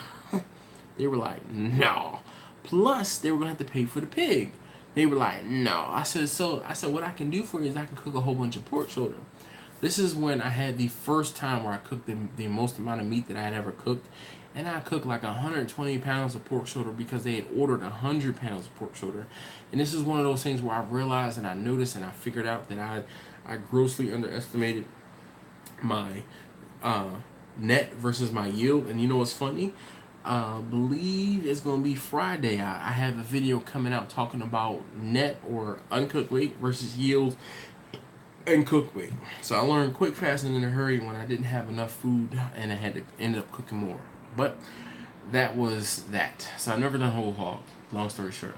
Sorry I'm back. Had to do some things. I'll rewatch in case you missed anything anyway. That's what's up, Jeff, man. I appreciate that. DC Cooks, thank you, sir. Here, hopefully you can see. I'm kind of looking through my shirt. Alright, but yeah, I wear my shirts. I have a couple of these. These darker versions I don't actually like as much as I like the lighter gray versions of the shirt that I have. Eric Moreno says Louisville Slugger. Lightspeed, MacBoy says, I'm still... Whoa, that's what's going on. Definitely a drift project. Older Beamers. Yo! Oh my gosh, Manny Fresh. I want an E36 in the worst way. Ask my buddy Andrew. I was telling him I want an E36 or E46. I probably prefer E46 only because it's newer. But man, I was actually on the hunt. I was on a search for a E46. I told my wife I wasn't going to make any more big purchases though. But if somebody wants to donate an E36, an E46, yeah, please. did I win the big green egg? I thought you said it in the video, but I'm not sure. So, Louis, I did not win the big green egg. I was sponsored of sorts. I had a sponsor who wants to remain anonymous, pick up the tab for it, and it was sent in my direction so that I could make content for you guys. Not only for you guys, for that individual as well, so they could learn how to cook on their big green egg a little better and be pushed out of their comfort zone. So hopefully that helps. No. Well, you don't count. My oldest taste tester is talking about, not true, he's asked for a whole hog before. I'm talking about someone who's going to pay for the whole hog, not someone who's just going to eat the whole hog. Is barbecue my first business? No. When growing up, I was always the hustle man. I used to sell, the funniest thing, the first thing I used to sell was when I was a kid. After Halloween, my mom used to always give out blow pops. After Halloween, we had some blow pops left over. I took the blow pops to school and I used to sell them. So I will sell the blow pops, had money in my pocket to do whatever with, I'm like 10, 12 years old. And I took blow pops to school, and then once I ran out of blow pops, I had and saved up enough money to buy 2 boxes of blow pops, and it just kept going from there. I used to sell blow pops in school, in elementary school, like before I got to 8th grade. Then when I got to high school, my nickname in my yearbook in high school was actually Hustle Man. I never paid for any of my high school expenses out of pocket. I used to sell candy. We used to sell those fundraising chocolates. You buy, you get a box of 20 bars, and then you turn in $40, and $20 covered the cost of the bars, and then the other $20 went towards your books for whatever fees and things you had. I never paid for anything in school. I used to sell so much candy. I sold so much candy when the person who was running the fundraiser realized that I had nothing else to pay for. She banned me from selling candy, because it was profit at that point. I was like, man, this is easy money, so why not? When you're about to cook that whole hog, call up your boy DC, and I'll come and run, and I want to help. You know what? We might have to work that out. I know you're probably 4 hours away at the most. Would a whole hog fit into the new smoker? Yes, it would have to be arranged, probably. Probably not. No, it's deep enough. Yeah, I can fit a whole hog in Bessie, and I can fit a whole hog into the new smoker as well. It's funny, Django is answering the questions for me. So, good evening, Mr. Dash. Good evening, Mr. John Greneau. Definitely. Sorry for the late arrival. But he says he has to pay the bills, my friend. There's nothing wrong with that, man. I appreciate you stopping by to say what's up. I just can't tell. He's pretty big. Very cool. John Lopez says, I like to sport one of my shirts. Oh my gosh, here we go. Super Johnny says, I'd buy a shirt too. I'm a serious businessman, definitely. LF says, for anything, actually uses the RPO, or regular production option, the code that GM uses to identify the class of engine. Thank you very much, Mr. Eric. I serious question.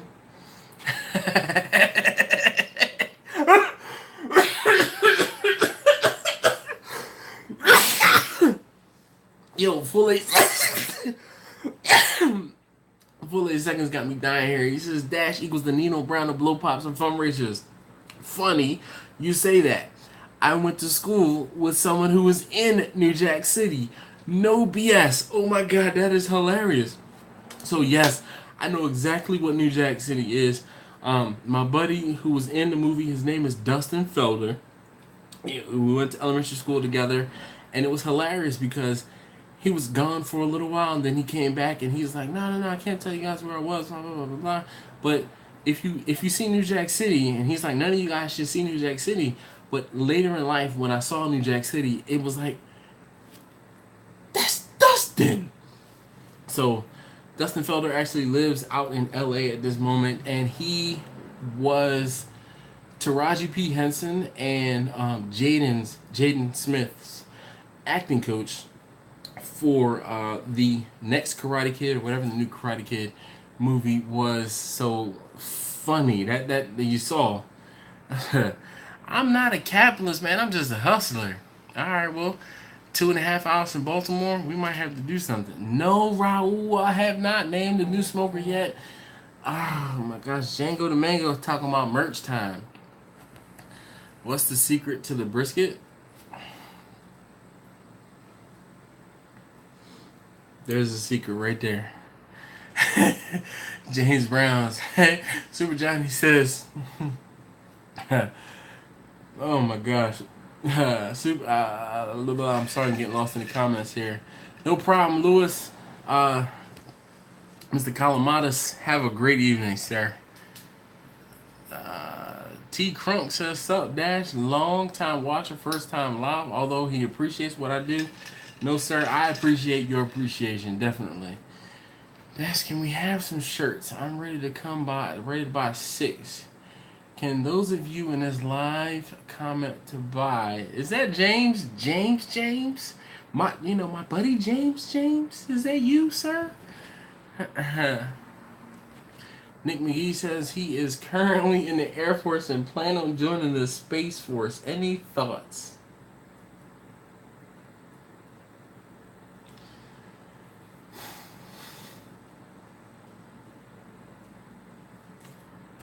Yeah. Oh my gosh, man. You guys are really going to make me do this, huh? Put some shirts up. Do you guys want to have shirts similar to this? Because I have. So, speaking of merch, actually, you know what? Do me a favor. My buddy Andrew is here in this room. I talked to him earlier about doing fixing up my website, changing up some things. And if I were to try and put some, and I'm trying to find the stickers. I have some stickers in my pocket. Gosh. How about I just take everything out of my pocket to make it easier for me to grab the stickers out. So I've made mention of this before and actually got some new stickers printed up. These stickers are actually a little bit, they're a little nicer than the older stickers. The older stickers had some bleeding on the edges, but you guys can see just how crisp this image is. And this image is similar to what I have on my shirt. That is my logo. The steel drum next to the bull. That's not taking any bull. Oh, focus. There it is. Okay. All right. So JX Tech, no, I have not. I've looked at the forums. The problem I have with forums is everyone who's on forums to me, and this is just back from car forums. Those guys, man, they take themselves way too seriously. James Brown says, "How do I shave my head so smooth? With some shaving cream and a razor, man. That's..."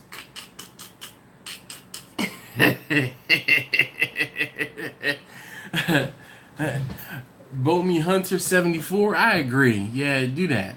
Nick McGee says suffocate on. Wow. We're not going there.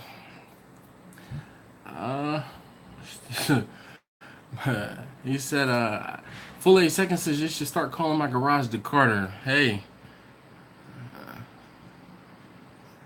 Oh boy. You guys want some shirts? Seriously? Sell them already. Shirts and hats. What? Hats too? I can't guarantee shirts. Oh. James, shots fired. Wow. I'm not a big fan of trucker hats. Again, dude, oh my gosh, man. You guys kill me.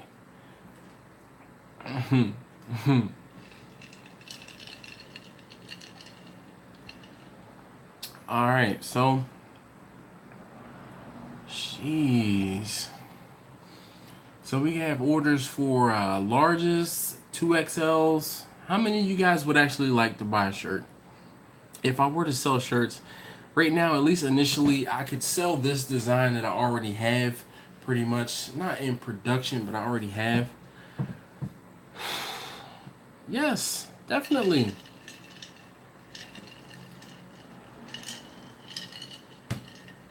DC Cook says he would buy. I need a 2XL. I need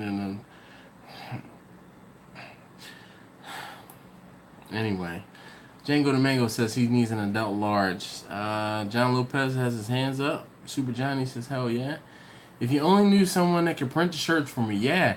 If I only knew someone that could do videos and websites for me too. I mean, nah, I love you, man. Pick me, as long as it comes with pulled pork. I might see what I can do for you. There's no way, James, I'm giving you a medium. Jeff says, but definitely no pressure. So, I don't know. The problem with the shirts right now is I would need to figure out a way to do some sort of like a pre-order. And I don't know exactly how to work that out because I don't have anything. Right now, the only method I have of collecting funds from you guys is PayPal. You guys, excuse me. James, I'm already there. I'm getting there. Just, give me a second. So, the problem with PayPal is one, their fees. And two, I mean, I thought about, and do any of you guys watch Taylor Ray, Haggard Garage, Garage Sideways, and there's like one or two other folks, but they sell their merchandising, definitely. They sell their merchandise through a company called Strange Planet. I thought about trying to contact them and having them design shirts and seeing. The problem with Spreadshirt is they're going to. You could offer a shirt with every caterer over $150, or excuse me, over every caterer with $150. I don't like giving things away. I just don't, because start giving stuff away and I can't afford it. I mean, I'm a little guy and I try to keep my barbecue stuff, I try to put any profit back into my business. So I don't give things away just because I really can't afford it. Excuse me. That's one of the reasons why I haven't ventured into doing any sort of merchandising, because I got to put the money up front and then wait for it to come back. I would love to take pre-orders. I just don't know. This is not something I'm not comfortable with. It's just, that's another thing to take care of. So I haven't done it just yet. It is possibly coming. Like I said, the first step was doing stickers. Excuse me. And actually, these stickers are probably not going to be going by the wayside. But this is sticker version 2. And I'm probably going to get sticker version 3. Gosh, this feels like something stuck. Put in a cost equals that depending on pound. Kirk, I won't say the problem, but what I was, holy cow! Thank you very much, John. I definitely appreciate that, man. John is trying to get me to drink more of the clear. Whenever he makes donations, he basically is telling me to drink. So let me try to get this to focus. All right. So these. Focus, please. Focus, please. So the stickers, come on, camera, phone. All right. So this is sticker version 2. Sticker version 1. Gosh, I'm dying. Sticker version 1 was printed by a friend of mine. He couldn't actually do them again. So I had to order these online. He gave me my image. Now with this image, and actually Andrew, I need to send you said image soon. With this image, my buddy Andrew has said he wants to put like my Instagram handle and maybe my website on or in this file. So there probably will be a sticker version 3 coming out soon. So I'm going to be trying to, I won't say move these or get rid of these, but just know that the stickers are going to be changing. Different variations or different iterations, they're going to be changing. But I have 50 or so of these stickers left. I ordered 100 when I ordered them. I've told you guys before, if you leave a donation, if you make a donation, $5 or more, I'll send you some stickers. So as long as your PayPal account has your mailing address or a mailing address, I'll send them out. Anybody who's gotten stickers in the mail, comment below for me, please. I'd appreciate that. Yep. Jeff, who has one, says it's a good quality sticker, that's for sure. John Lopez says he wants one. You know what's great? I love you guys. James, Andrew, Deemers. Thanks for coming and hanging out in the live stream. I really do appreciate it. James Brown says he'll take 2. Oh yeah. I'm all about the clear, Deemers. Craig says he got his and they're very nice. I appreciate that, fellas. Really, I do. I kind of just was testing the waters with the stickers. I ordered the stickers, not really to sell them. I really wanted to send the stickers out to some of you guys who had been doing different things like making donations and other things like that. Like the first month or so, I had those stickers. I didn't make mention of it. John Lopez, he says, where do you send the donations? In all of the descriptions of the video, if you scroll down into the little description, you'll see where it says care to buy me a beer. You leave me $5 or more, I'll send you some stickers. As long as your address is in your PayPal information, I'll send them out. Definitely. There's a couple people here. John Grano's got some stickers in the mail. Craig from Bastard Strops has got some stickers in the mail. Eric Agton says, I've got 16 briskets for cook for next weekend. It's going to be a lot of fun. Man, the most briskets I've had to cook in one time was 10. Yeah, it was 10. After I did the modifications to Bessie, where I created or added that third shelf into the smoker, most I had was 10 briskets I had to cook at one time. Andrew says, we want shirts. Chuck from the Winking Pig Barbecue says he's late because he was making barbecue sauce. Wow, Eric, how big of a smoker do you have? Eric, he said he's done 24 of them before. Dude, that's what's up. I'm not there yet. 16. Alright, so just Kirk, before I forget, Kirk says buy in bulk with a logo shirt costs $5 to $10. Put it in the cost and equals out the pennies on the pound. I get it. Again, I am BROKE with a capital B and a capital R and O and a K and an E. Majority of the money that I have goes right back into my business and or making sure I have food on the table, fuel in my car, cell phone paid, bills paid, other things like that. I mean, I don't have much extra. I'm completely honest with you guys. James Brown says Atlantic City or Ocean City, pick one. I would actually like to go to Ocean City to see the how do you say the puckery, and then maybe head to Atlantic City for the show. Yeah. Ash, if you had to purchase a commercial made trailer smoker, what are my thoughts on who to buy from? So yeah,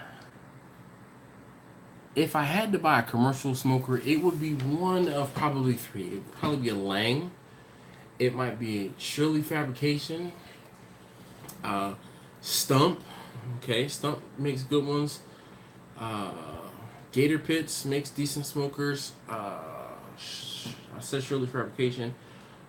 Meadow Creek Smokers, they're local to me. They're like I feel like they're in York or Harrisburg.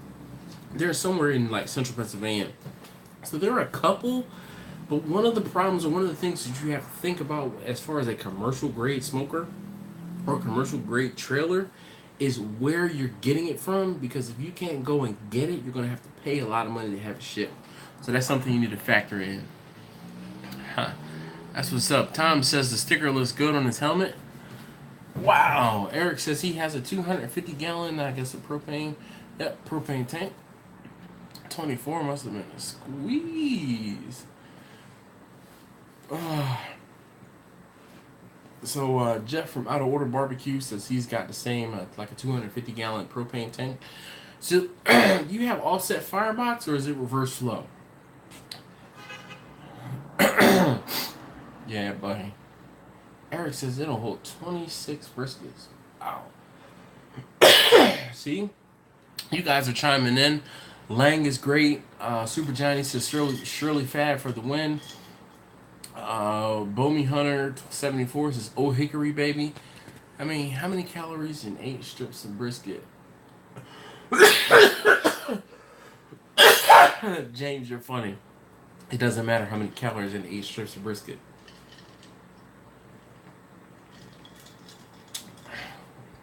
Yep. Guys, James is just being a little, he's egging you guys on.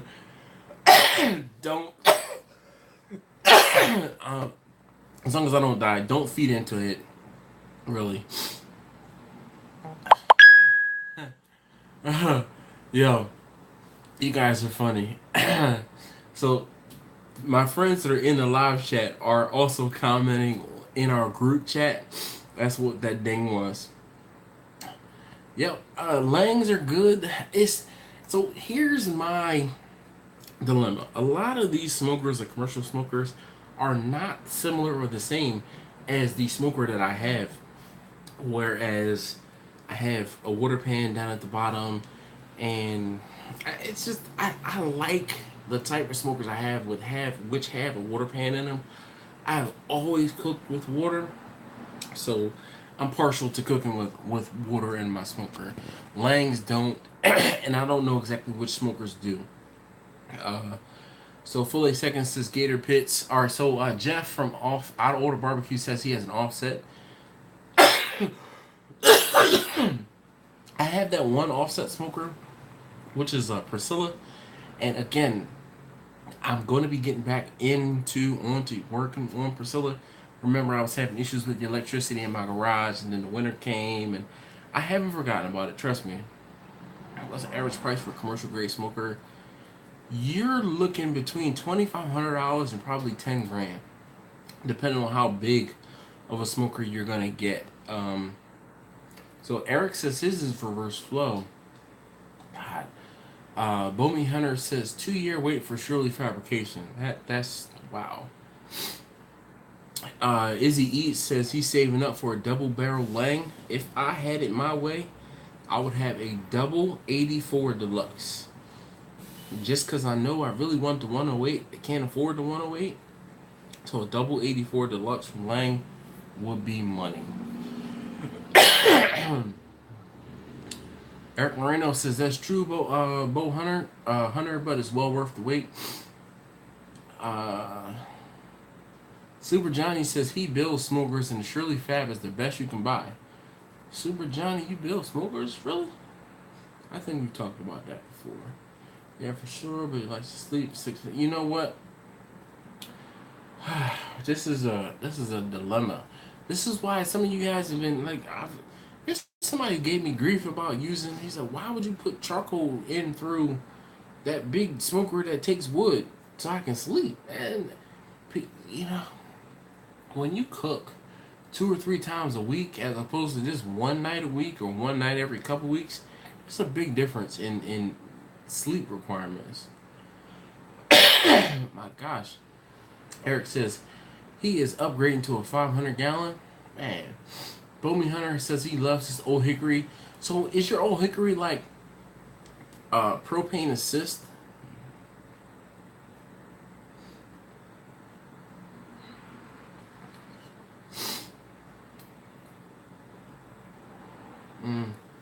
Alright, so Chuck from the Winking Pig Barbecue says if you have designs on doing Q professionally before you buy a smoker, your health department might require that there be overhead cover where all food is prepared, means the smoker has to be covered. Yep.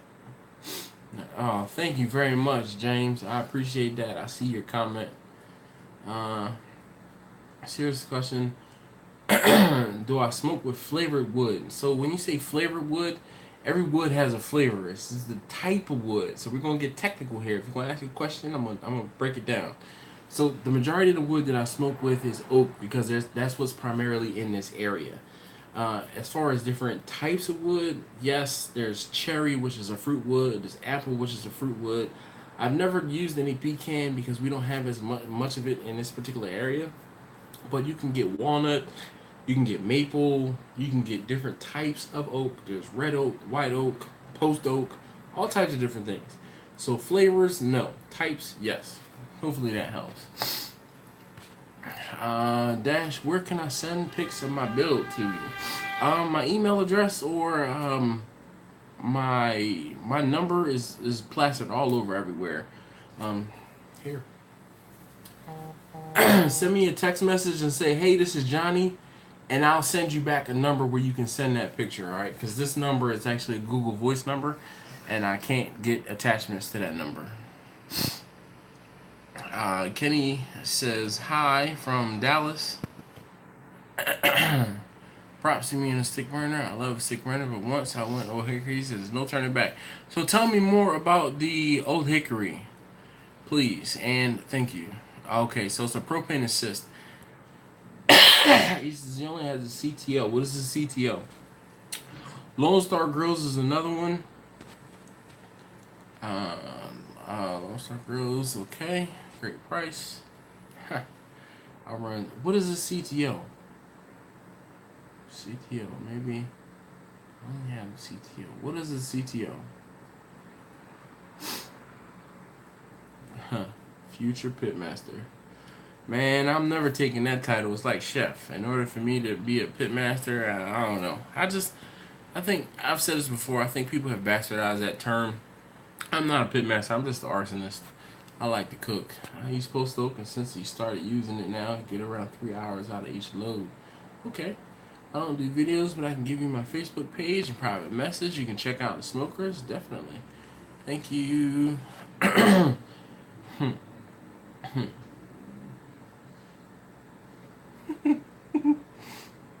Don't dial that number. Yeah, I'm not a big fan of putting terms on stuff. You know, I go to different catering events and people look at me and they're like, okay, chef. Who are you talking to? I'm no chef. I'm just a guy who likes to cook with fire. To me, a chef is someone who's gone through culinary school. They've earned the right to be called chef. I'm not. I haven't done that. I'm just a backyard dude. You know what, DC, you never need a bigger smoker. You know, Nars Barbecue Smokers on Facebook. Very rarely do I sign into Facebook on my laptop because I hate. Let's see.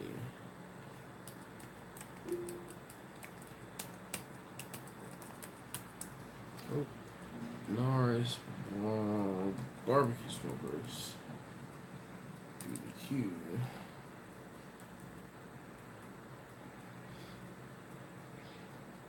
Who?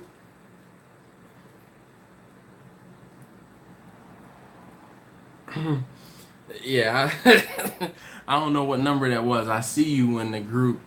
Let's see. Norris Barbecue Smokers. Norris Barbecue Smokers. We couldn't find Norris Barbecue Smokers. Is it private? Norris?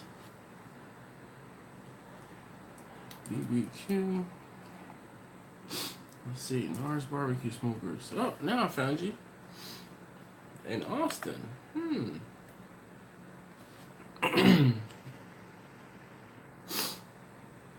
Convecture Tri-Oven. Oh man, now I gotta look something else up. KNBCTIONTRI. The heck?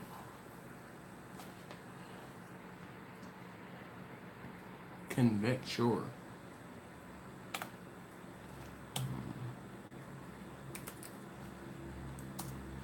Is that a... never mind. I'll find it in a second, I guess. James, it's funny. One thing I love about your channel is how down to earth you are, brother. And in fact, you have the best taste testers. Them little testers. Oh, sure thing, Preston.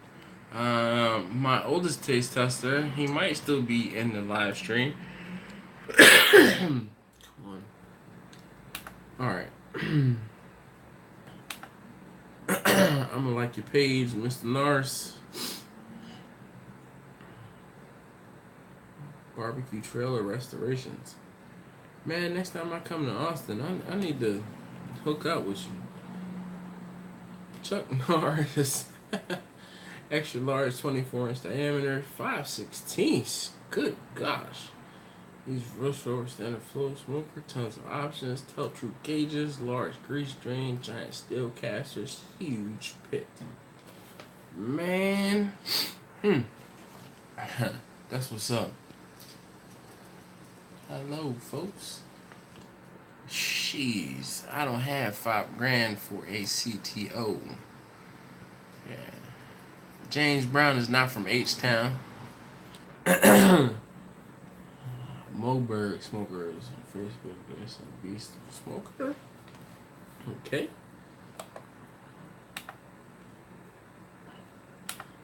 MOBERG.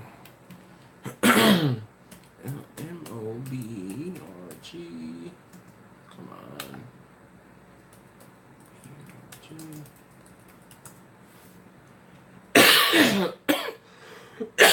Moberg smokers. All right. I found it. You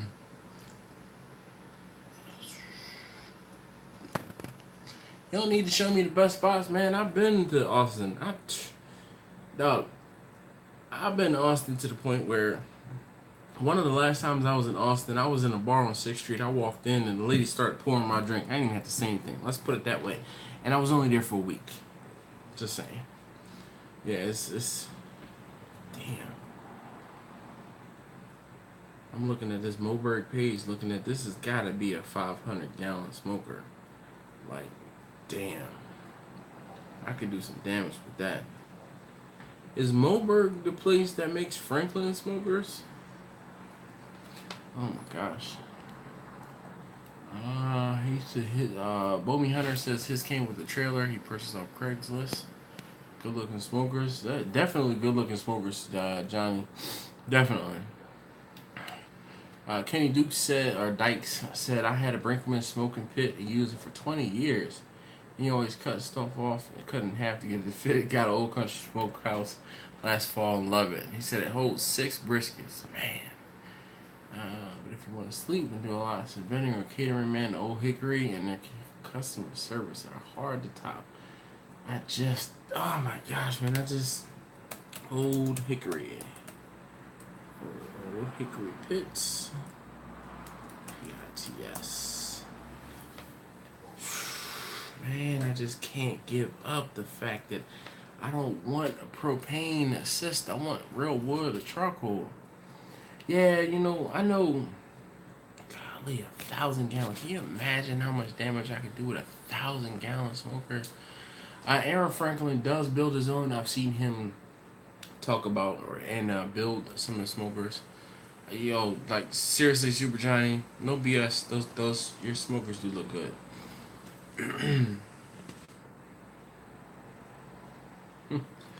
Yeah, that's one of the things that I pride myself on, the fact that I use wood and or charcoal. Now, will I ever get to the point where I do propane? I'm sure there's gonna come a point where I'm gonna be too old to be throwing sticks and or staying up all damn night. I would love to do some sort of set it and forget it type deal, but even then, I think I would be leaning or gravitating more towards a pellet smoker than I would, just propane in a smoker. I will never say never, but yeah, yeah. A1 competition smoker custom pits and fan. All right. Who inspires like me?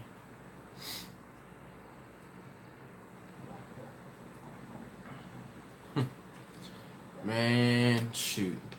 I could do some serious damage with 1,000-gallon smoker. That's for damn sure. 1,000-gallon smoker. Gosh.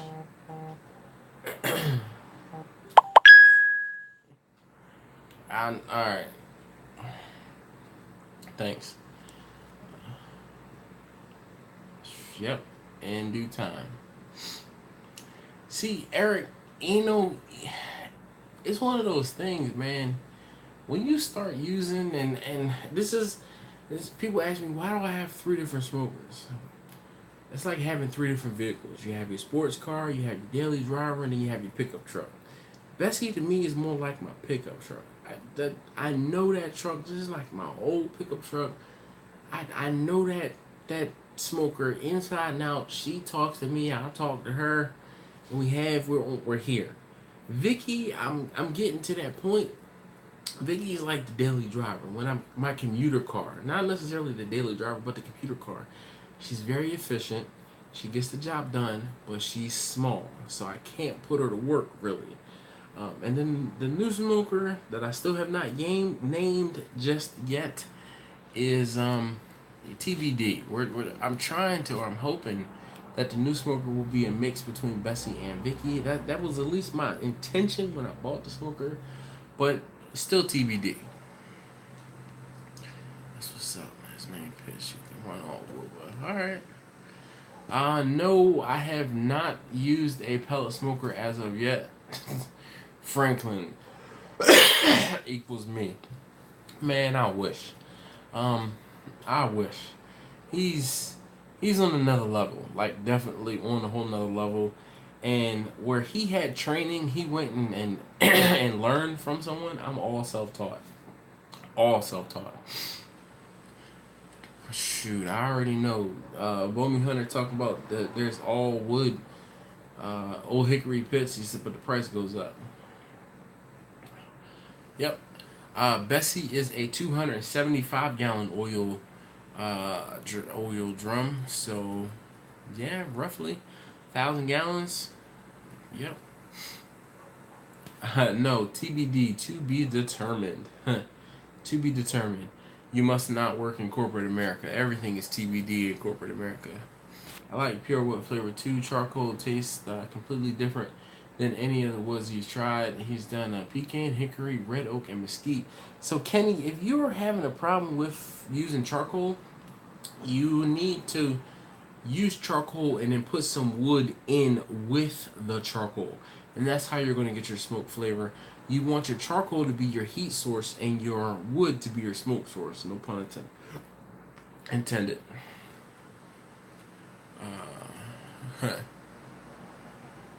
Eric, nothing wrong with being self-taught. That's what's up, Super Johnny. I mean, you guys see, I stepped my fabrication game up. I just made that charcoal basket, and I had nothing but some basic hand tools, man. A freaking 4.5-inch cutoff wheel, some magnets to make that thing square, a speed square, a metal speed square, and time. Definitely, you know. All right. I'm an IT guy too. Yeah, definite trial and error. In that video I put up yesterday, I even talked about how I made a mistake when I was making the cut. And it's one of those things where after doing it a while, you kind of figure out, like after I made that first mistake, I'm like, okay, when I cut this one side this way, I need to flip the thing this way and then turn it this way, and then I can do everything like that. YouTube can teach you anything you want to learn, just about anything. There's certain things that you can't learn on YouTube, but for the most part, definitely. All right, John Lopez, man, hey, thank you very much as always for hanging out. I really do appreciate you guys stopping through and the like. So if you haven't already, 37 of you on the live stream, if you can, do me a solid, leave me a thumbs up. It helps these videos gain some traction, helps my channel, and it puts a smile on my face, nonetheless. Alright. So, it has actually been almost 2 hours. I am almost done my clear.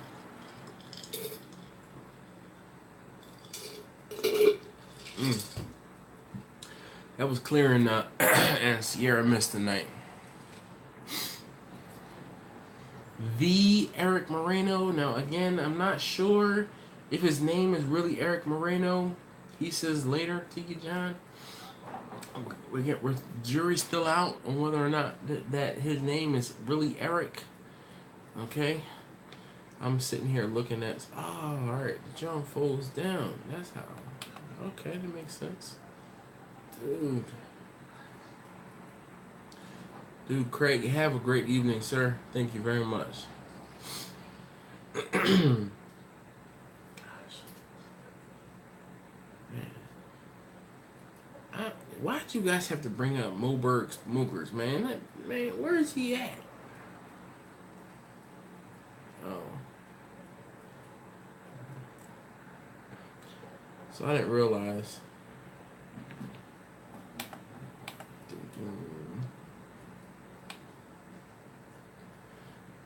My friends are, because I have Facebook open now, I'm seeing a conversation over here. So I didn't realize that was popped up. But guys, Dakota Wheat says, have you used an electric smoker? No, I have not ever used an electric smoker. Eric says, what's my name on Instagram? I need to look me up. My name on Instagram is Steel. Hold on, let me.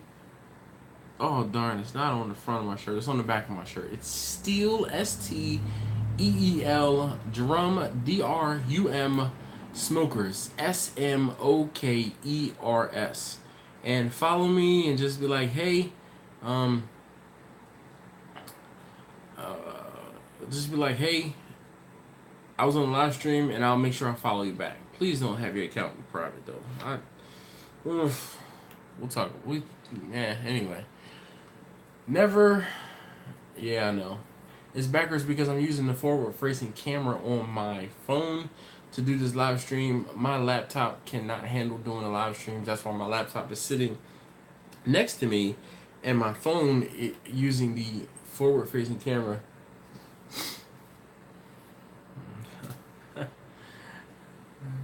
Yeah. It's okay. Anyway. So again, Steel Drum Smokers on Instagram. I would love to put more cooks through the new smoker. The problem is I need to have calls for cooks on a new smoker. I'm not just I cook to 4 folks. I did. When did I cook that on? I have another video coming out where I did a brisket and some lamb, and actually I did that in the vertical smoker, and I explained why I did it in the vertical smoker. But you guys, that video probably won't be out till next week. Doing my first smoke on the offset this Saturday. Mainly going to focus on fire management, since he's never done anything besides electrics and Komodos. All right. So, what are you cooking? It says Optic burn, sorry. Anyway, Super Johnny, I would love to put some more cooks in that smoker too, though. I just can't. I can't. This weekend is Friday into Saturday. Alright, Eric, I got your message. Obviously, I can't check it until after I'm done. Yep. All lump charcoal pops like that. It is a byproduct of the lump.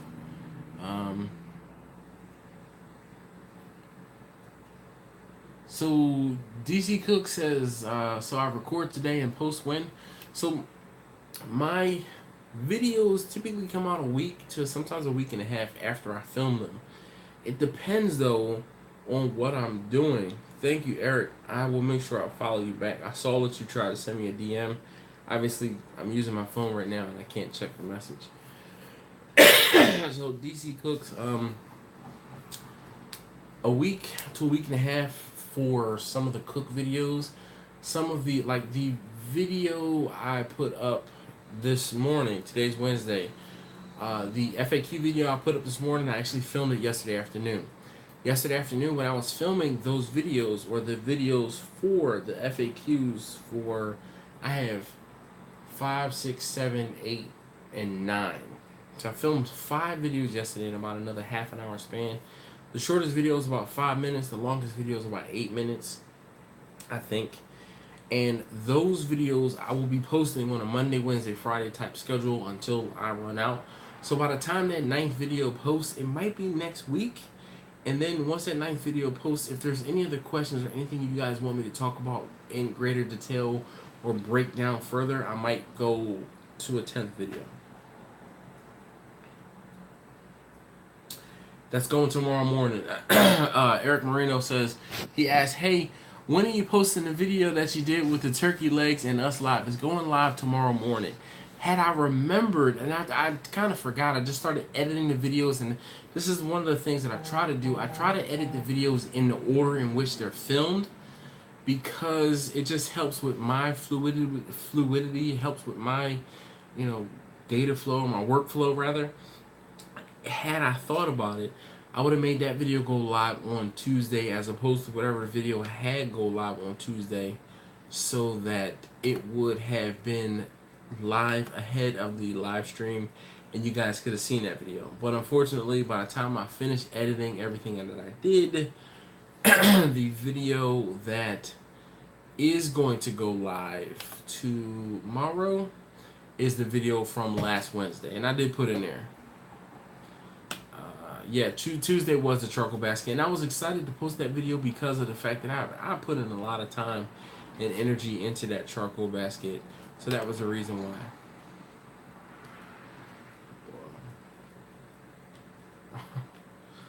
Okay, bow tie hunter or bow me hunter.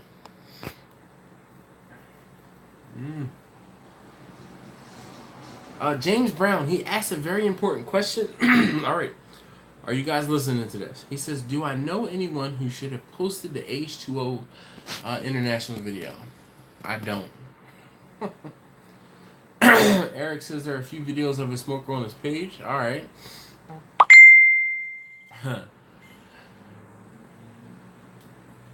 Yeah, it is H2OI, but we know. Whatever. It's okay. My friends are funny. Yep, that's exactly it. I'm on. That's why we're on the same page. Let's see. My friends are funny.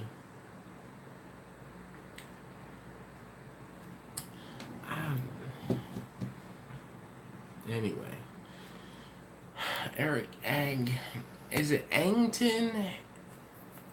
Angton. Now I can mute them. I'll mute them for a couple more minutes. Well, you know what? Here's what I'll do. You guys want to see the video about me doing the turkey legs on a big green egg? It was scheduled for the morning. It's live now. So after we finish this, you buy the LS, I'll do the swap. How about that, Mac boy? I'll put my money where my mouth is.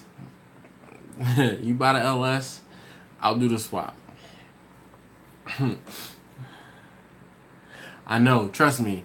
LS swap, CD009. I have definitely thought about this. For L80. You know what? 4L80E versus the CD009. I don't know, man. I don't know.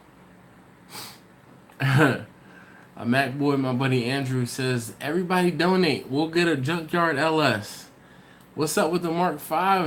It's not a GTI. It's actually a TDI Jetta, okay?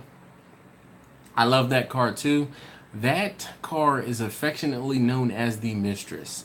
That is why that car is still in the garage. She needs a little bit of work, but I just cannot see me part with that car. That's why it's in the garage. It needs some work. But I have familiar obligations I have to take care of first, other than taking care of or getting my pass daily. That's my show car. I've won different, won my class in different shows with that car. So those 1,000-gallon smokers are ridiculous, man. I would love to.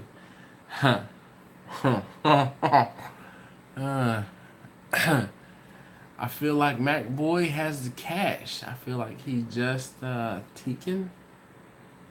You serious? I'll donate to that. LS Motors are fairly cheap. Uh-oh.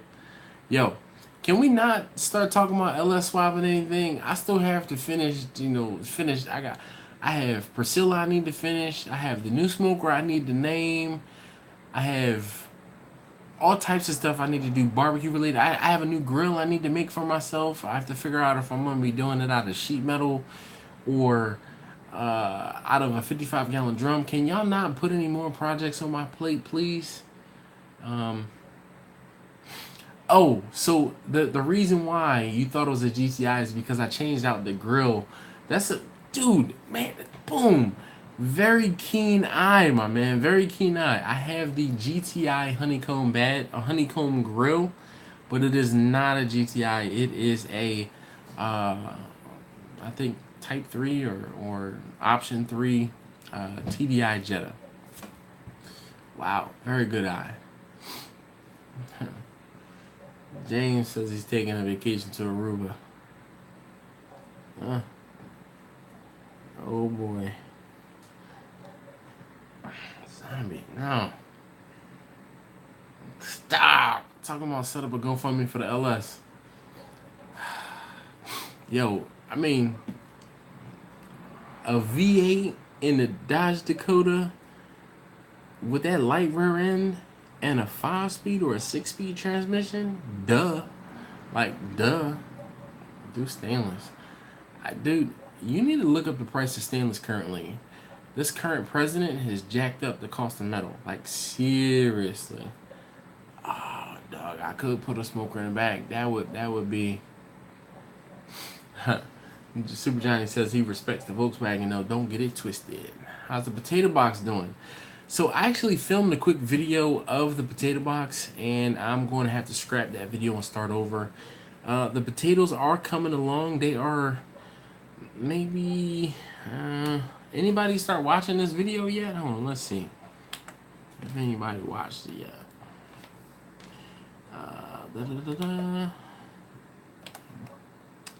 Video manager. Anybody watching the live stream on their phone and the video talking about the turkey legs on the... Oh my gosh. I'm not even reading that. Oh my gosh. There's 8 of you so far that have watched, or 8 views so far. Oh my gosh. But Chuck, the potato box is actually coming along. Yo, you are funny. Andrew, hilarious. You're funny. Dude, I would love a 96 SS Impala. Oh my gosh. You know what, Kurt? That new Blazer, if they could make... if they made it more like the Typhoon, I'd be all in. Signing off, no problem. No worries, Eric, I got you.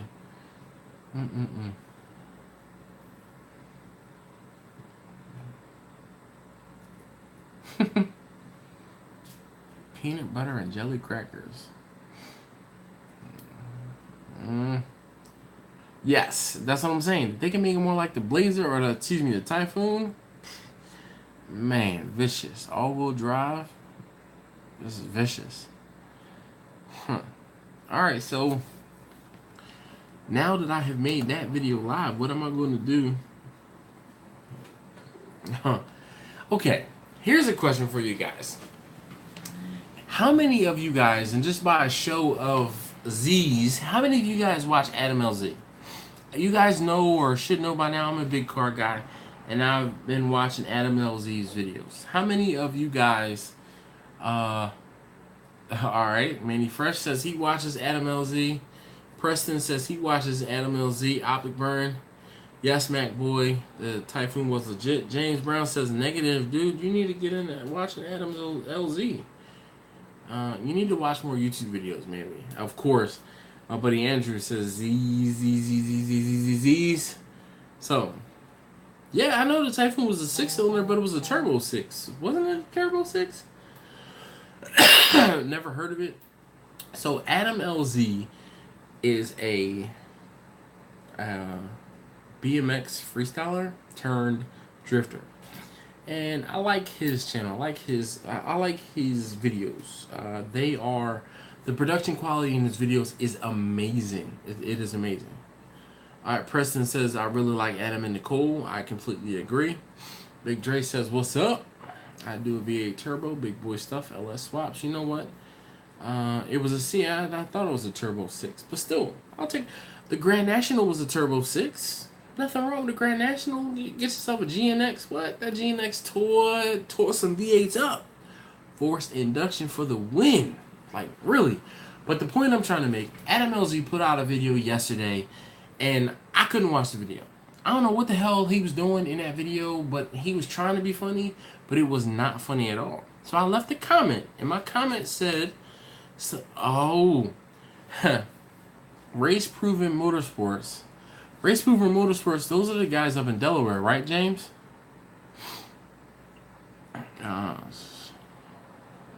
Alright, we'll get to my thoughts on Adams and Drift Car in a second. No, I don't respect it. Because, okay, so I commented on the video, and usually I don't, turbo T-type when I was 17, man. So, B Saint Media works for Race Proven Motorsports, so you know I have an in in Race Proven Motorsports. Not that, you know, I would play that card, but, yes. Alright, so hold on one second. Let me finish this thought about Adam LZ. I commented on Adam LZ's video yesterday. I said 2 minutes in and I'm ready to unsub. Please don't do this again. Okay? I don't find those videos funny. Like, that's not what I came, or why I'm subscribed to his channel. I'm subscribed to his channel because he does a whole bunch of car stuff. Grand National was hot. Yep. Dude, like, yeah. I couldn't even watch it. I stopped watching the video. You had an 87 Buick? Seriously? Damn, James, I did not know that about you. My love for cars started when my mom had she had a Buick Regal. It was not the Grand National. She had a Buick Regal, it was sky blue. And it was a 5-liter Buick Regal, and it was like an 84. I believe it was an 84. And man, by the time I realized what was in that car after she sold it, I was very upset that she sold that car. Like, really upset. But my grandfather had a Thunderbird also with a 5-liter in it. And man, oh man, my grandmother used to drive that Thunderbird, and I was too young to drive it, but I always wanted that car and never was able to get it because my cousin smacked it up before I had the opportunity to ever drive it. But anyway, the point I was trying to make about Adam LZ, that video, I didn't like it. And usually I don't comment on Adam LZ's videos because of the fact that there's too many comments and my comments get lost in the sauce or drowned. Unless you comment right after a video gets put up, usually the comments get lost. I stopped watching after 2 minutes, and I did not go back. And I got some serious hate on my comment. But I got some love also from people who were like, yeah, I totally agree with you. This sucked. I will search Buick T-Type. Did it just have T-tops? B-U-I-C-K-T-T-Y-P. My mom, as long as I've been alive, has only driven Buicks. Yeah, it wasn't even an LTD. It was a Cougar. Oh, I guess the T-Type is like turbo. Yeah, I didn't have a Huffy. Well, I'm pretty sure I had Huffies, but my favorite bike back in the day was a GT Performer.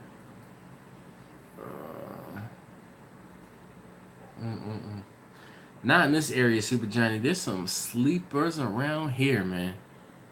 Oh, man. What color was your T-Type, James?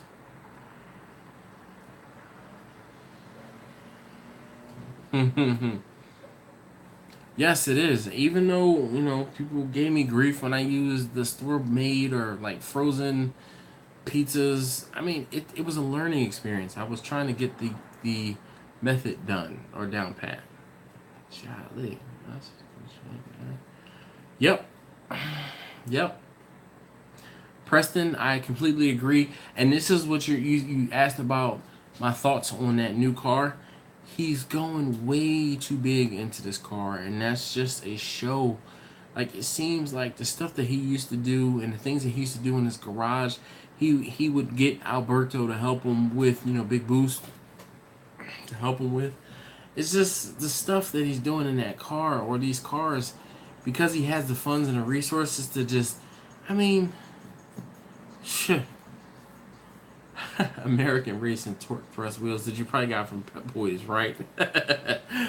But I think he's going way too over the top. Like, he bought this car and he was talking about how it was going to be a simple seat time type car so he could, practice driving right hand drive, and then he's rebuilding the car now. Yeah. Yeah, Chuck had a video.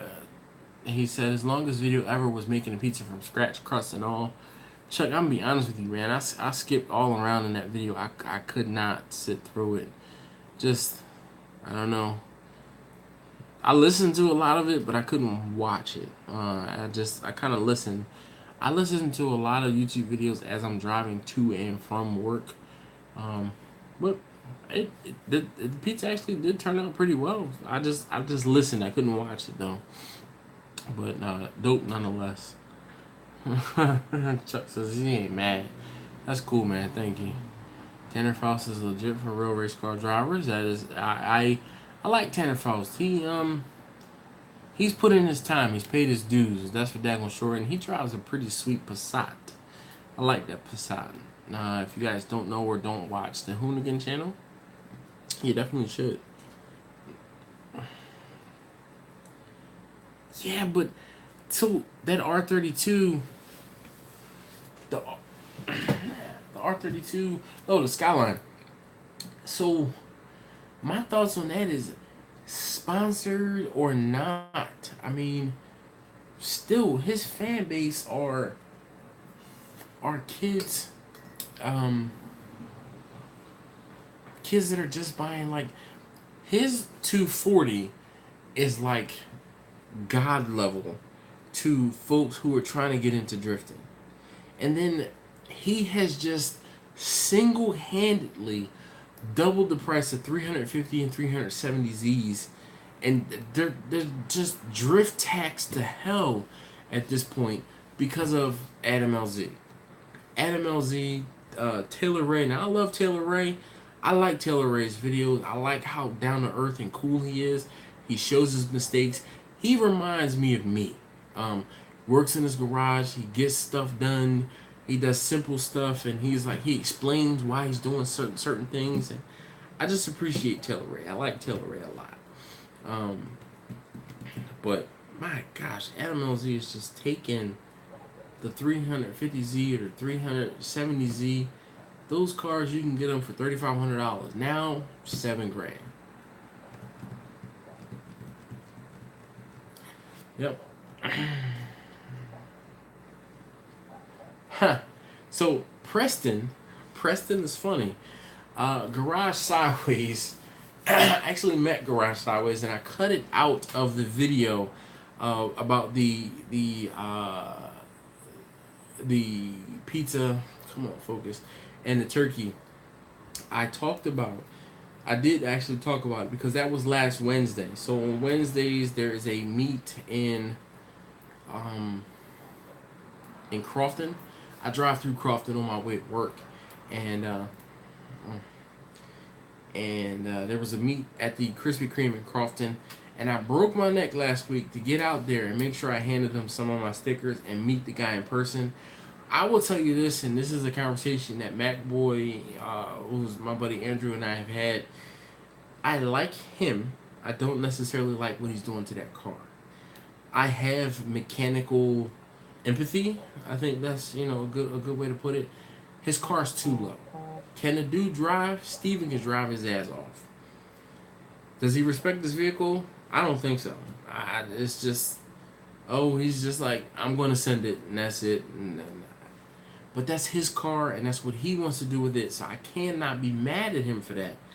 But if it were my car, I would have raised that car up another inch or two. But I did meet him last week. He's cool. I met him and Quan. Zach, I met Zach at his work. Zach works at a place, a food establishment, and I met Zach at his job probably a year ago, if not more.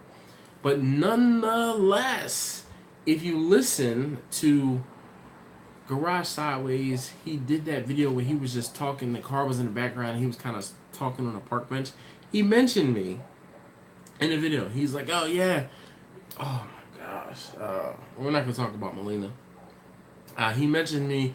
He's like, yeah, he's like the steel drum guy. He's been commenting on my videos for like a year and a half, 2 years. He mentioned me in a video. But other than that, yeah. Matt Boy says he saw. So the whole thing is, the guy from Garage Sideways, he lives in like Glen Burnie, Pasadena area. So he lives local. And funny enough, James, who is in this room, his girlfriend used to work with Garage Sideways' ex-girlfriend, Melina. Just, small world.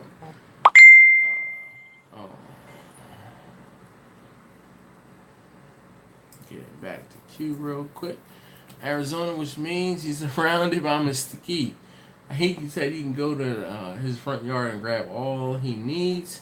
Is there anything worth smoking on the stuff? It's so strong. I like Haggard Garage and the life of Orion Dinovich. See? I'm good with names. Anyway. Let's see.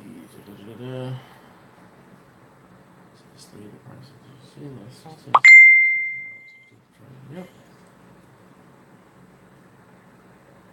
Why? I don't know why he would fall off that train though, man. It's like, why? Anyway, alright, James. I gotta mute you guys again. So, I've never cooked with mesquite because I don't have mesquite in this area. And I've never bought a bag of it because I have real wood in my driveway. So, unfortunately. So, Super Johnny says, let mesquite dry as long as you can. Let's mute this for another 15 minutes. Yeah, that's cool, James. So I used to Preston, I remember watching Haggard videos back in the day, and I'm like, yo, these fools are idiots. Like, these dudes are idiots. And I'm like, I'm not watching this. And then it popped up again, like, when Cam and Orion were doing some old crazy stuff. And then I kind of got into the videos, and I was watching the videos. I even went back and watched some of the videos when Orion got the Genesis. I remember vividly watching those videos when he got the Genesis, and then he blew it up and took it to the guy in Westchester or Chester, and then he helped him out and they did the swap and all of those things. I was a fan of that stuff. And then Orion moved to Florida, and it was just weird. It got weird. Like, Cam stopped wanting to be on camera, and like I'm fully invested in Haggard Garage at this point. With the new members and the traveling across country and all of those things like that. Like, that stuff was dope because they were just like kids who had a bunch of money and they were doing car stuff, which is cool to me.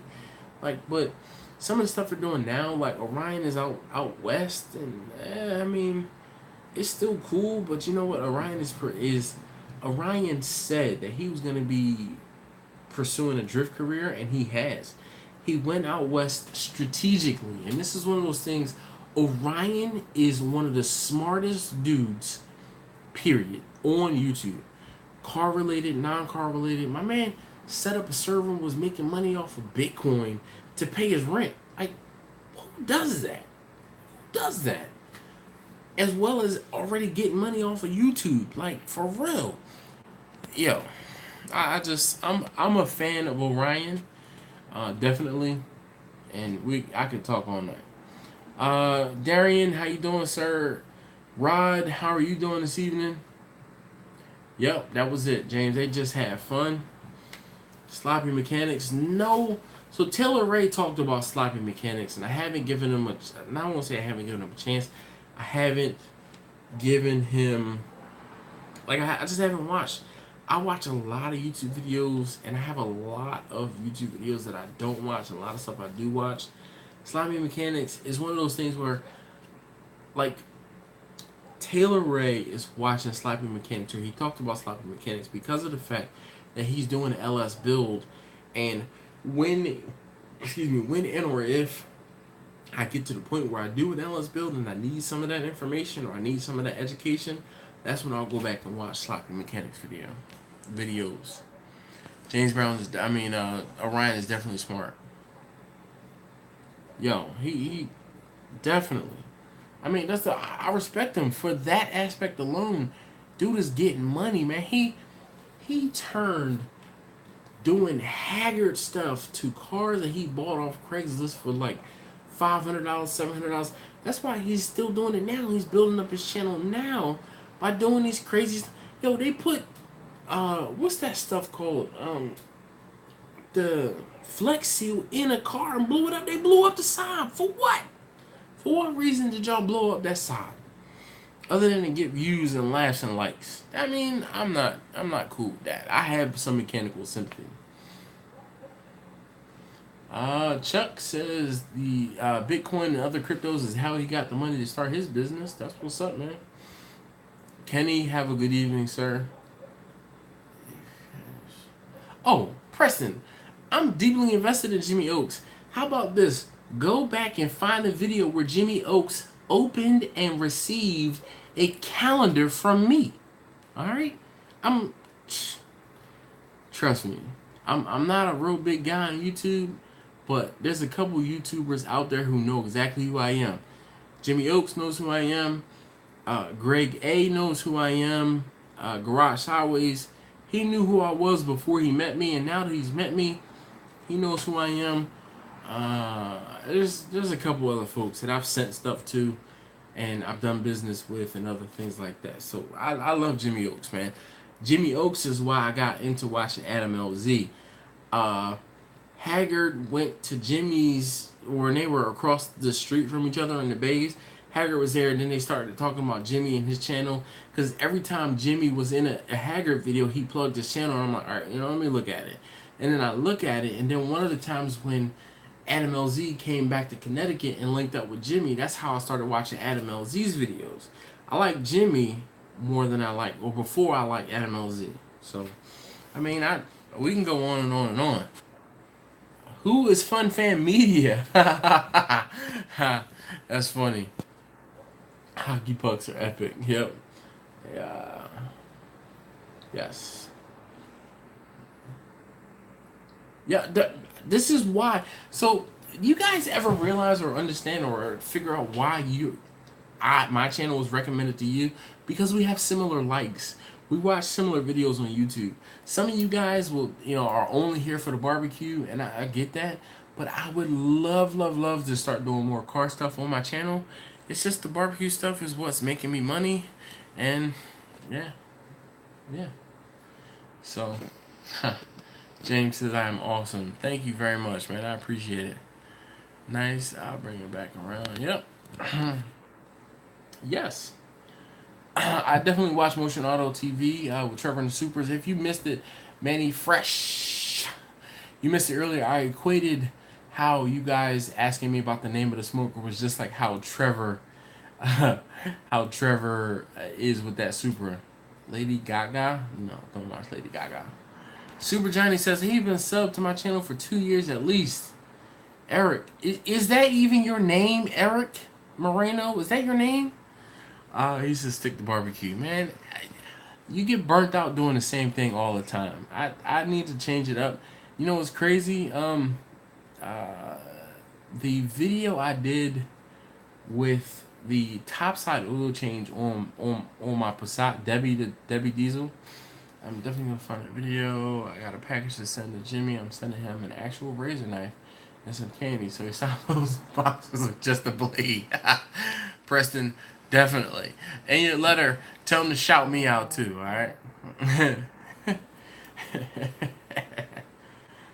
Don't be hating on Morenos. I'm not hating on Morenos. Yo soy 100% moreno, okay? Definitely. Definitely barbecue stuff, but the road trips, fishing shit, dump runs. It was good. It was just a change of pace. Just a change of pace. I mean, like the video where I did the when I did the charcoal basket, I kind of vlogged in the beginning of that just to change it up. Like I feel like I can only show you me cooking in the smoker that so many times, so many different angles. There's not many different angles I can provide. But my goodness, guys, it has been going on. Got me hooked on chat, and I completely understand that. Eric, he says stick to barbecue.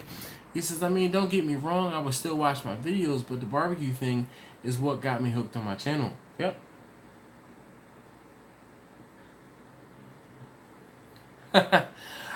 So DC Cook says my favorite part of the fishing trip series was my shot of my uncle. Shot over my shoulder showing my uncle flat out passed out the back. He wasn't my uncle. That was actually my father-in-law's, one of my father-in-law's best friends. That's yeah. So wasn't my uncle. James Brown says, what's my favorite car manufacturer? I don't know. I don't know. No. You guys are hilarious. I think I'm a fan of the Volkswagen Auto Group. So the Volkswagen Auto Group encompasses a lot of different vehicles and manufacturers.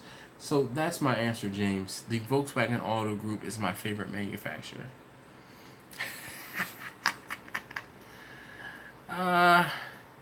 So I watched an interview with Aaron Franklin, and it was funny because this interview was years ago. He talked about how he didn't eat barbecue much anymore. It's just he's been cooking it for so long, eating it for so long, he just didn't want to eat it anymore. He said he ate more like chicken and fish.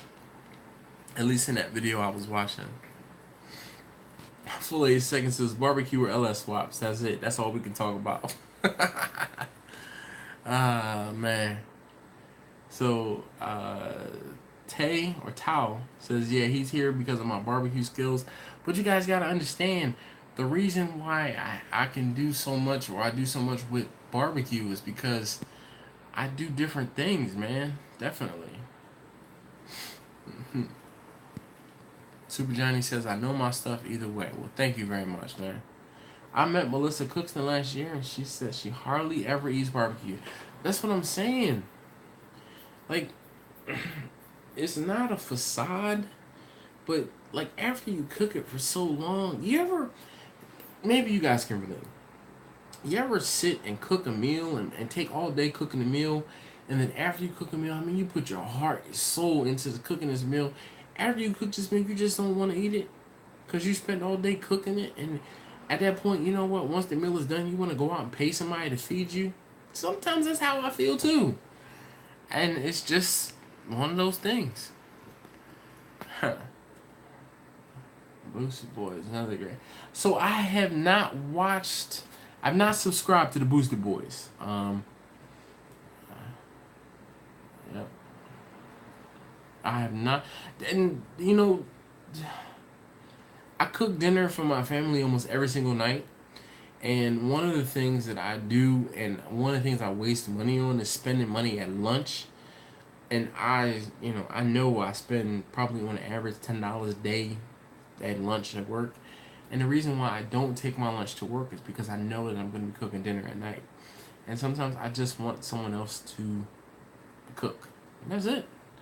I could definitely take leftovers, but sometimes, yeah.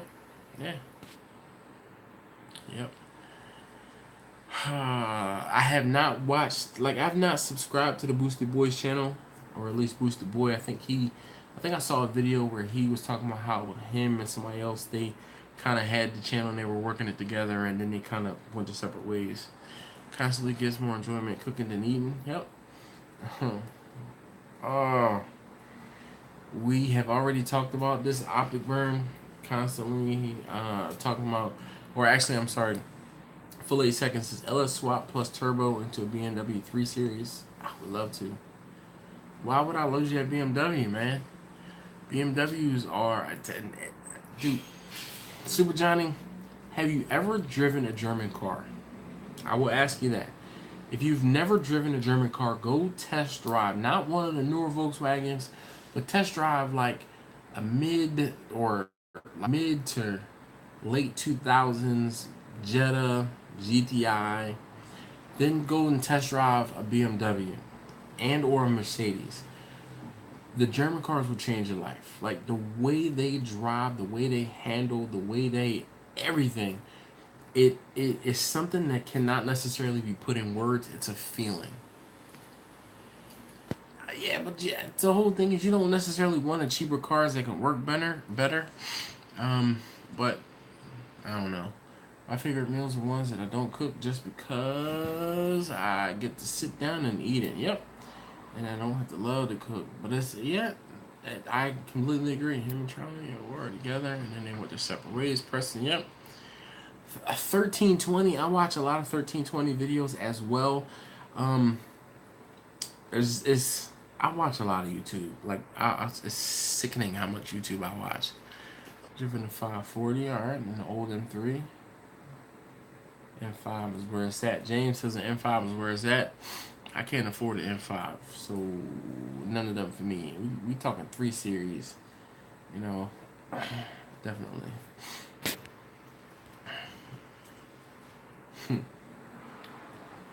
I would love to. My actually, I take that back. I have driven an M5. Is it M5? My sister-in-law has an M5, but she doesn't have the big boy M5. She had the like the 3-liter M5, and it was still a very nice car, truck. And then she upgraded it. I agree. M5 is too much money, but all cars nowadays are too much damn money. Cletus is another one. I like his content to a point. Some of that whole, his whole redneck shtick, it's grating on me. I just can't get with it. RS3. What? Definitely. Max Clark, how are you doing this evening, sir? I hate to be the bearer of bad news, but I'm going to be wrapping this up soon. I have to get up as well in a couple hours. Man. No problem, DC, man. Thank you very much. Check your DC Cook. Did you follow me on Instagram over the weekend? Or early this week? Cletus because of Holly. I guess Holly is his girlfriend. Chevy SS for me, 6.2 liter V8. Gosh, man. Is Holly his girlfriend? I remember seeing a video. Okay. So, check your P.O. box. I'd order. I know you followed me. I followed you back. The dog? You follow him because of the dog? I'm not a big dog person, so I don't get that. Thank you, Andrew, for confirmation that it was the dog. Gas mileage, though. My goodness. I followed you back, didn't I, Jeff? I'm pretty sure I did. Diesel. Yeah, dude. I watched an hour-long documentary about diesel engines. And I would love, like, there was an engine that they talked about. It was similar to a rotary. You know how the Dorito turns this way? But it was the diesel combustion. It was a tri-powered diesel engine, and it was ridiculous. How I would love to figure out how to get one of those engines and put it into a car and make it go very, very fast, because the torque numbers would be outrageous. But I'm a diesel evangelist, you ask my friends. Yeah, I'm fine. I can't.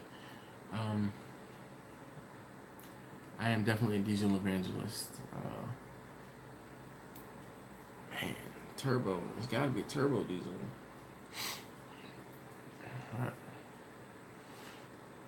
I'm seeing how please just to see how far. Heck up. Yep.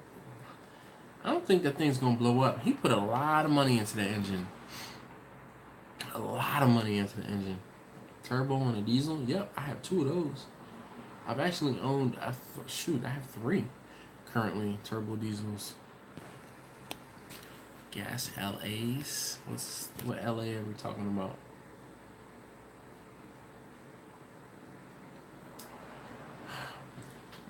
Diesel Brothers is a great show if you like diesels. I do. Again, their content seems to be like they're trying to do over the top. Okay, they're trying to do. He says LS, not LA.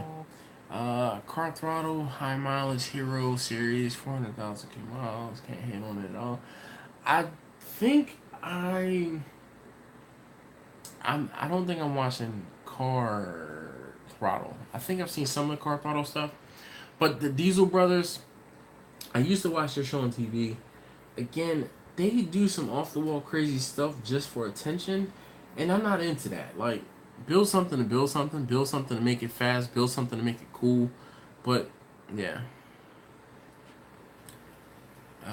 Let's see. Have I seen a Holden Ute from Australia? Yeah, man, I'm definitely into Holdens. I would love to get one in the States, but a Holden to me is just a Pontiac. Oh, I may not have followed you on YouTube.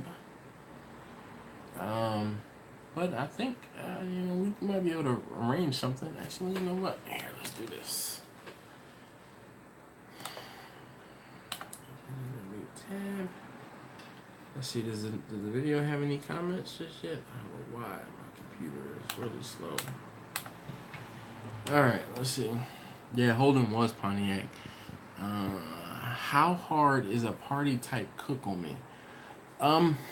It can be hard because it depends on how much food I'm cooking, and then you got to think about it like this. Usually I'm on for 24 to 48 hours depending on how long that cook is or how big that party is for a catering event. And then if I'm going somewhere and I'm cooking on site, it's draining. Like you can see, this is my tan line from the events that I've done so far this year in the sun, and I'm just standing there baking at the grill, baking in the sun, and it is what it is. I mean, I'm having fun with it, but it definitely can be grating. Anytime you are cooking in the sun just takes energy from you, like definitely. Alright, so John Lopez, thank you for commenting. Out of order barbecue. Actually, look, we're going to do this right now. We're going to open in a new tab. Boom, boom, boom. Oh. Look, I'm already subscribed to your channel on YouTube. I almost unsubscribed from your channel, Jeff. You're about to make a fatal mistake. Nitrous or turbo? I go turbo any day because you can only go so far with nitrous. I mean, unless you're going in a straight line for 1,320 feet, you're going to run out of nitrous. Chevy SS. Yes, the new Chevy SS is a rebadged Holden. I would love one of those things. I love Mighty Car Mods. Hold on, let me show you how much I like Mighty Car Mods.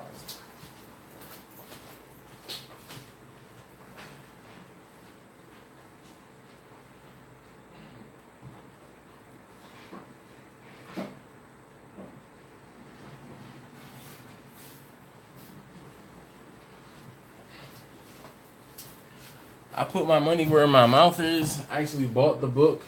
This was like a $50 book. And I bought it because I really like, I've been watching Mighty Car Mods for years. James says they suck. Alright, then I will follow you on Instagram. Just give me a couple minutes. Alright, well look, this has been 2.5 hours of my life that I will never... Nice I was going to say. There's a book, yep. What do you mean you didn't know they had a book? They put out a coffee book. They made mention of a video a while ago, and like as soon as I saw it, I was like, snapped it up. It was $50 plus because of shipping and stuff. Zip ties. Boss. Yep. I really agree. A lot of that whole shtick about being a redneck and stuff like that, it's not for me either. But look, guys, I really do appreciate you guys hanging out. Oh, yeah, that's fine. Hold on 1 second. Man, hold on.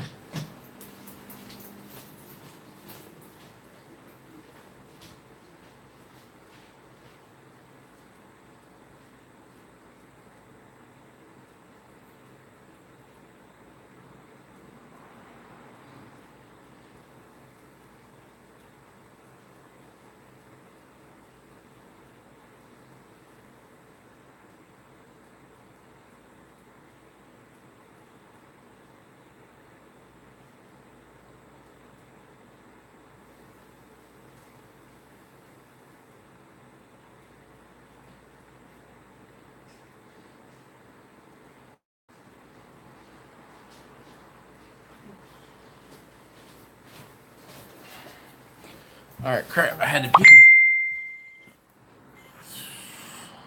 Yeah, I know.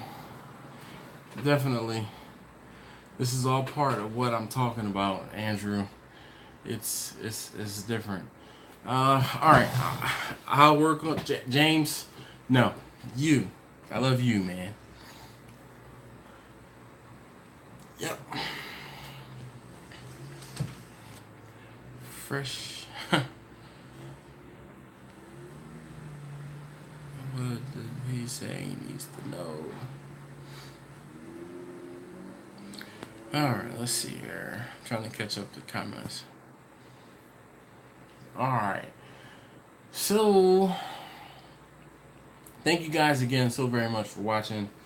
I really do appreciate you spending some time here. You know, as Jay-Z said, you could have been anywhere in the world, but you're here with me. Thank you, fellas, ladies, if there are one or two of you out there. Really do appreciate you guys hanging out again. You guys are awesome, definitely. Yeah, thanks. Go Eagles for sure. Optic Burn, where are you, sir? Are you in Philly or just South Jersey, Delaware? I'm not cooking tomorrow, but for those of you who are still in the live stream, I have an experiment I want to do where I want to take a frozen brisket and smoke a frozen brisket. So be on the lookout for that video in about another week, maybe two, actually probably closer to 2 weeks. Oh, come on, man. Get out of here with that cowboy stuff. You want to get banned? Alright, Lancaster. That's what's up. That's what's up. I know where Lancaster is, man. Jersey City.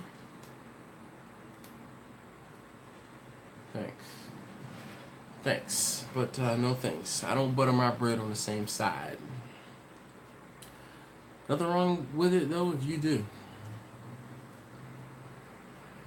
I got a brother. He might be interested. He's up in New York City all the time. I bought them boys. Yeah. Anyway. Yep. Exactly. Fly, Eagles, fly on the road to victory. Soar, Eagles, soar.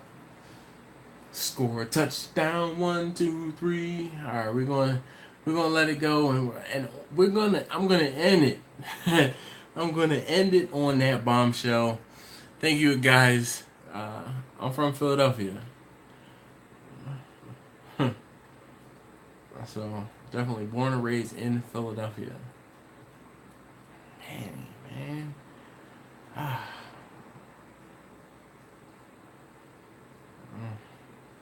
Sick of the Cowboys and Steelers in the 70s. How about now? I'm sick of them now. James says stop. Okay, I did. Anyway, all right, I'm out. Thank you guys again. I really do appreciate your time. I'll see you guys. That video that was supposed to go live tomorrow is now live today, so now I gotta figure out what I'm gonna put in place of that video for tomorrow. Nonetheless, I got that. Hey, Tao. Have a good one, man. You guys over there in Australia definitely are doing big things as far as barbecue and cars, for sure. Right. Perfect. Thank you very much for watching the video.